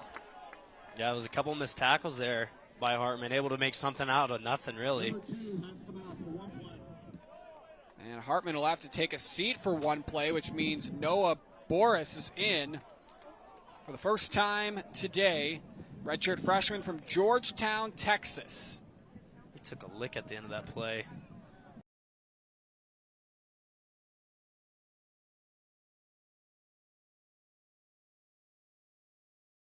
Receivers right and one to the left.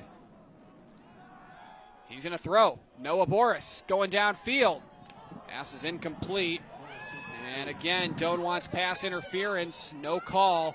The coverage in the secondary for Dakota Wesleyan provided by David Hondel Jr. That was pretty good coverage, too. I think in college you don't have to turn around for the ball. So knowing that rule, I think that was pretty good defense there.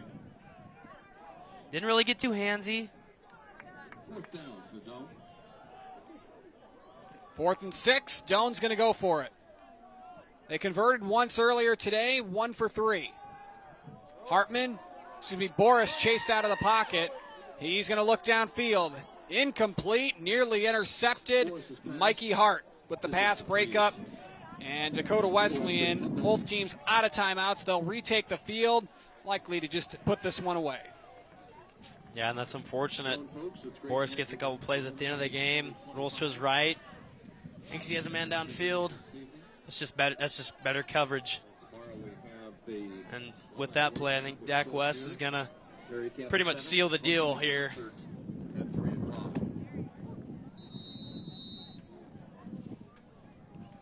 Ball spotted on the 28. And this Dakota Wesleyan offense that has put up over 330 yards retakes the field.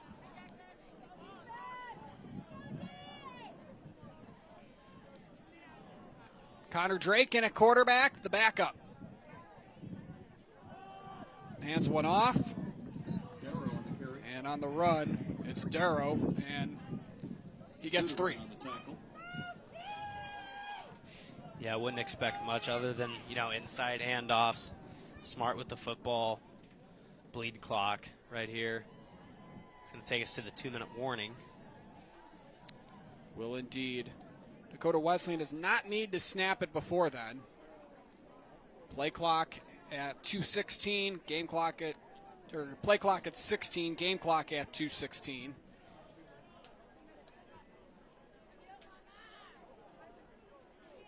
And we have reached the 2-minute timeout. We'll take it with them. 33-7 the score. Back after this for the conclusion. At Nebraska Orthopedic Center, they provide comprehensive orthopedic health care. Their physicians are highly skilled in all areas of orthopedic and sports medicine, including spine surgery, foot and ankle, hand and upper extremities, fracture care, and total joint replacement. Their expertise includes the medical management of injuries through physical and rehabilitative methods or surgical intervention. To schedule an appointment or to learn more about Nebraska Orthopedic Center and their family of 25 physicians, go online to nebraskaortho.com. That's nebraskaortho.com. Nebraska Orthopedic Center is your healing destination. destination. From the heart of Nebraska to across the state, RMV Construction is building more than just structures. We're building trust. RMV Construction has grown from humble beginnings to become a trusted name across central Nebraska and beyond. With unmatched craftsmanship, cutting-edge innovation, and an unwavering commitment to customer satisfaction, we deliver projects on time, on budget, and above expectations. Trusted, local, proven. RMV Construction in Kearney and Lincoln. Let's build your vision together. 2 minutes to go in the ball game. 2nd and 7 upcoming here. Should just be a couple more plays for Dakota Wesleyan to run out the clock. They will improve to 2-4, while Doane will be unable to find a second straight win this season, at least for now. Darrow on the run, and he picks up about a yard, and it brings up 3rd down. It will be kind of interesting to see what they do on 3rd and 4th down. It's going to be close. I think there's going to be a little bit of time left. They won't be able to get 000s.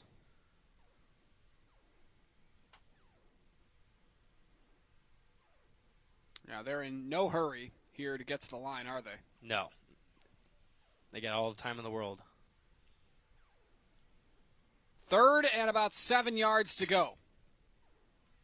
Shotgun. And the handoff up the middle. On the run, that's the first down that Dakota Wesleyan needed. They go to Landon Iverson to get it. And we'll see a couple of kneel downs, and this one will be in the books. Where does Doane go from here, Chase? I mean, this was a really tough loss. You know, you had a lot of things going for you, coming off a huge win.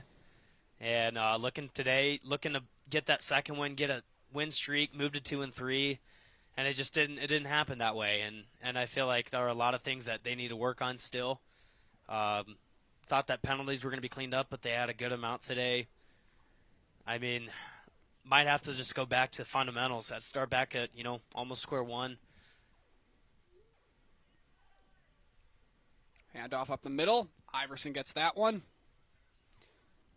And that should be the final play before a kneel down, and they don't even have to snap it if they don't want to.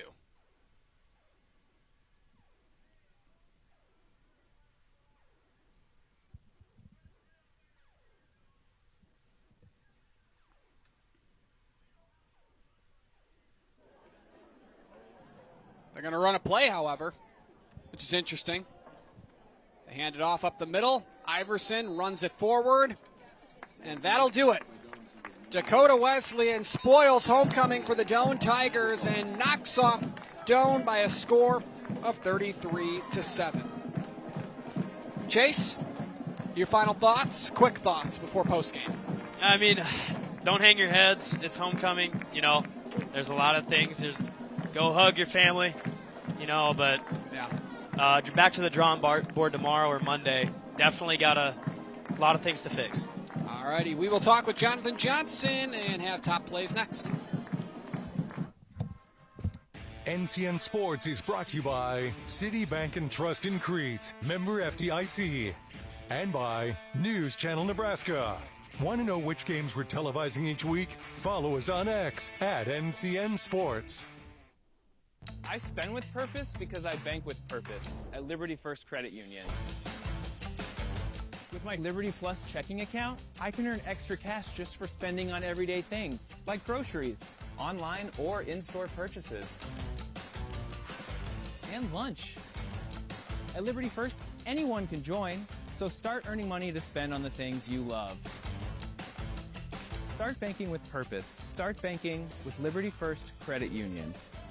Whether you're rolling up in a semi, pulling a horse trailer, heading to the lake with your boat, or just cruising in a car or motorcycle, Speedy Mart is your stop. Fuel up fast, grab your favorite snacks, stretch out with plenty of parking, and step inside for a roomy store and friendly faces. And hey, teams love it before and after the game. Speedy Mart convenience stores, fueled for every road. He's he's there with me in the moment. It is one of the best things I do every week. Anyone can be a mentor. It comes back to you tenfold. She got to meet me, I'm pretty cool. I'm glad I have a mentor. People actually care about me. What you're going to receive is way more than you're going to give. Once you get involved in teammates, you're kind of hooked. It's the absolute best. It gives me goosebumps right now talking about it. That says it all. Be a mentor. Join the team. Be a mentor.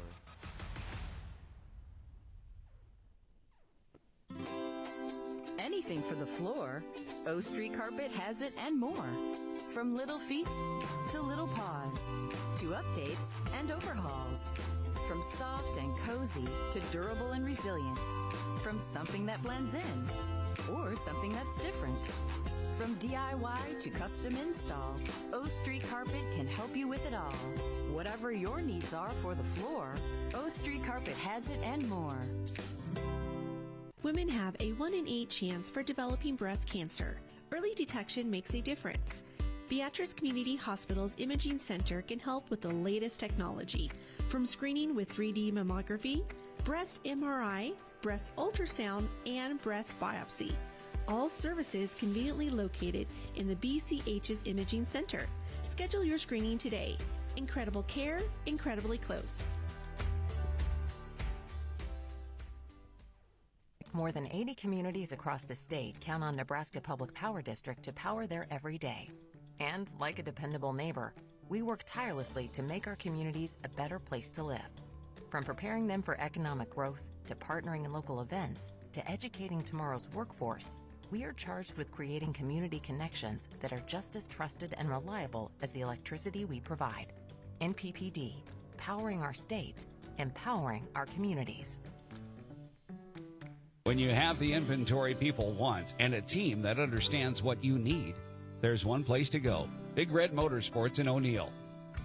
Name brand ATVs, side-by-sides, and high-performance machines built for work, made for play.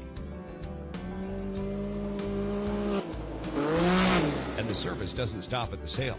Big Red Motorsports delivers. Literally. Free delivery with your purchase. It's all here in O'Neill. Big Red Motorsports. I spend with purpose because I bank with purpose at Liberty First Credit Union. With my Liberty Plus checking account, I can earn extra cash just for spending on everyday things, like groceries, online or in-store purchases, and lunch. At Liberty First, anyone can join, so start earning money to spend on the things you love. Start banking with purpose. Start banking with Liberty First Credit Union. For over 40 years, Claybaugh Pharmacy has been your trusted, family-owned, full-service pharmacy. We provide traditional medical options, medical equipment, immunizations, and over-the-counter products. We take pride in going above and beyond to improve the health of our community. And to ensure you have a seamless experience, manage your profile and refills with a touch of the finger from home. Claybaugh Pharmacy in downtown Beatrice, your hometown family-owned pharmacy. The postgame show is brought to you by Custom Sports. Look great for every game with custom team or business apparel from Custom Sports. Check them out at CustomSportsCode.com. It's the best time of the year to order a new John Deere self-propelled windrower from Landmark Implement during their early order program. Hay harvest is a race against time. Order a new John Deere self-propelled windrower to harvest your hay quickly and efficiently, while promoting quick dry down for high-quality hay. Now is the time to lock in the best price of the year. Contact your local Landmark location for full details on a new self-propelled windrower and experience the Landmark difference. NCN Sports is brought to you by City Bank and Trust in Crete, member FDIC, and by News Channel Nebraska. Want to know which games we're televising each week? Follow us on X at NCN Sports. Jonathan Johnson. Coach, first off, happy homecoming to you. I know it wasn't the homecoming you guys had hoped for. Where did things go wrong today? Yeah, it went wrong during the week. We didn't prepare the way we needed to. Those guys, hats off to them. They played their butts off. They prepared harder than we did. They showed up. They played better than we did in the first quarter. You blow 6 coverages on defense in the first half, and you give up 33 points. We wait till the end to turn it on offensively. It's too late. We got a lot of things we got to fix, and it's part of being a young football team. There's no excuses. You come off a win, you got to go back to work. And we've been preaching that all week. We didn't hear that message, and we got our butt whipped for it. So congratulations to Dakota Wesleyan, and we're going to go back to work tomorrow night. How do you get things going with the run game? It sort of seemed to get a little bit better in the second half. As you said, the whole offense kind of regrouped, but where's the run game at? Yeah, if you know, let me know. We got to find it. It starts up front, and people are throwing a lot of things at us with us being young up front, but there's no excuse. Again, those guys, those 4 freshmen, they got to figure it out, and we got to get them to figure it out the best way we can. And so that's on me as a head football coach. We'll go to work tomorrow. We'll find out. You talked about a lot to the team about going back to work this week. Sounds like it's going to be a pretty heavy load of practice this week for you guys. How do you kind of bounce back from this during the week? You come out with the intentionality to be fundamentally sound and disciplined and to get better. And you come to work, you have an attitude that you've got to get better to find a way to win, and that's what we got to continue to instill in these guys. All right, Coach, we appreciate your time. Happy homecoming. Hey, I appreciate you. Merrill will ring. Go Tigers. That's head coach Jonathan Johnson. We'll get back up to the booth. Top plays to wrap this one up after this. I spend with purpose because I bank with purpose at Liberty First Credit Union. With my Liberty Plus checking account, I can earn extra cash just for spending on everyday things, like groceries, online or in-store purchases, and lunch. At Liberty First, anyone can join, so start earning money to spend on the things you love. Start banking with purpose. Start banking with Liberty First Credit Union. Whether you're rolling up in a semi, pulling a horse trailer, heading to the lake with your boat, or just cruising in a car or motorcycle, Speedy Mart is your stop. Fuel up fast, grab your favorite snacks, stretch out with plenty of parking, and step inside for a roomy store and friendly faces. And hey, teams love it before and after the game. Speedy Mart convenience stores, fueled for every road. He's there with me in the moment. It is one of the best things I do every week. Anyone can be a mentor. It comes back to you tenfold. She got to meet me, I'm pretty cool. I'm glad I have a mentor. People actually care about me. What you're going to receive is way more than you're going to give. Once you get involved in teammates, you're kind of hooked. It's the absolute best. It gives me goosebumps right now talking about it. That says it all. Be a mentor. Join the team. Be a mentor.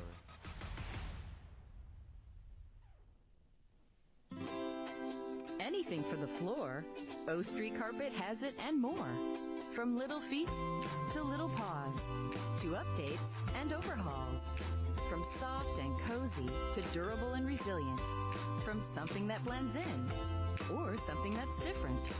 From DIY to custom install, O Street Carpet can help you with it all.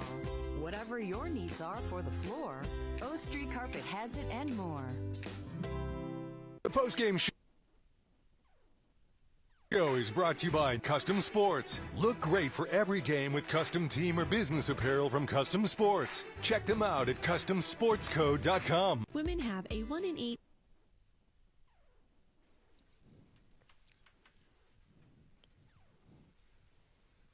Welcome back to Al Papik Field. Jake Bartecki, Chase Wilkinson, ready to wrap this one up. Chase, you heard from head coach Jonathan Johnson, got what he had to say. Your thoughts? I agree with pretty much everything he said, especially on the running game. I think we emphasized that at the beginning. We really wanted, to establish a running game early, and that will open up the passing game later. But it kind of just flip-flopped. We didn't really had some good runs in the second half, and just couldn't really get a lot going offensively. Just having a lot of things didn't click. A lot of missed throws, a lot of missed opportunities. On defense, just to cut blown plays were the biggest thing. We had some good stops on third downs, good sacks, tackle for losses. We had a lot of positive things on both sides of the ball, but I feel like the biggest thing was we couldn't capitalize and take advantage of those. All right, let's take a look at our top plays for today. Both of these teams, one-win teams. Doane, of course, picking up their first win last week, the first and only win for Dakota Wesleyan coming in week 0 over Dakota State. So there you see it, 1-4 against 1-3.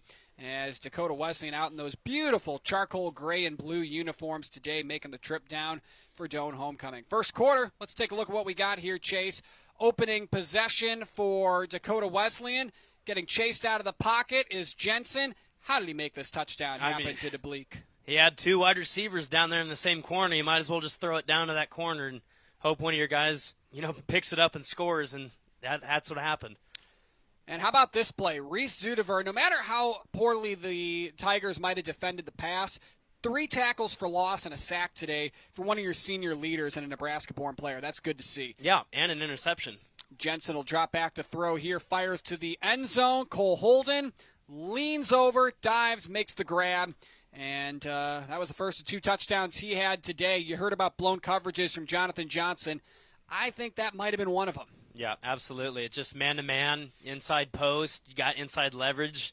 Usually when that happens, it's tough to, recover as a defender.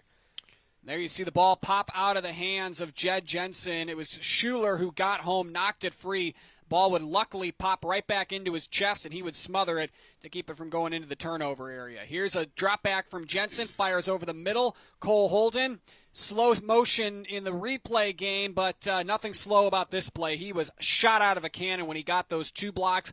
That type of play is why coaches preach wide receiver blocking. Yeah, absolutely, and it showed right there. It looked like it was going to be a 10-yard gain, turned into about a 50-yard gain and a touchdown. It was exactly a 59-yard touchdown pass. This was the early dagger. Steven Christian with just over a minute to go in the first half, nearly in double coverage, escapes 2 and finds the end zone. Yeah, that was pretty good coverage. I mean, a couple of missed tackles, but I think that just was a better ball by Jensen right there.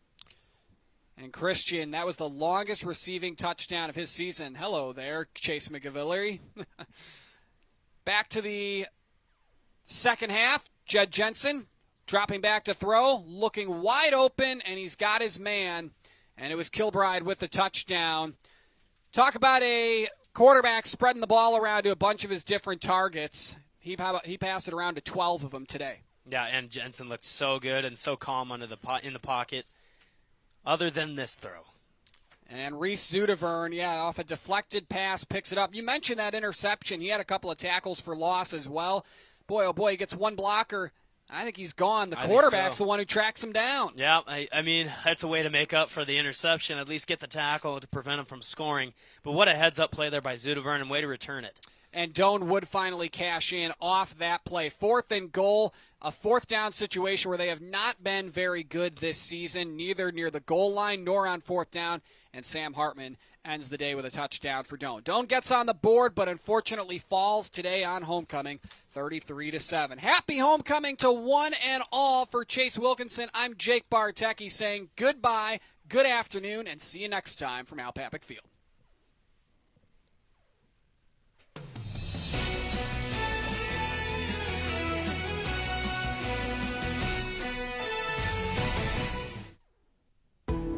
We now join regular programming on News Channel Nebraska.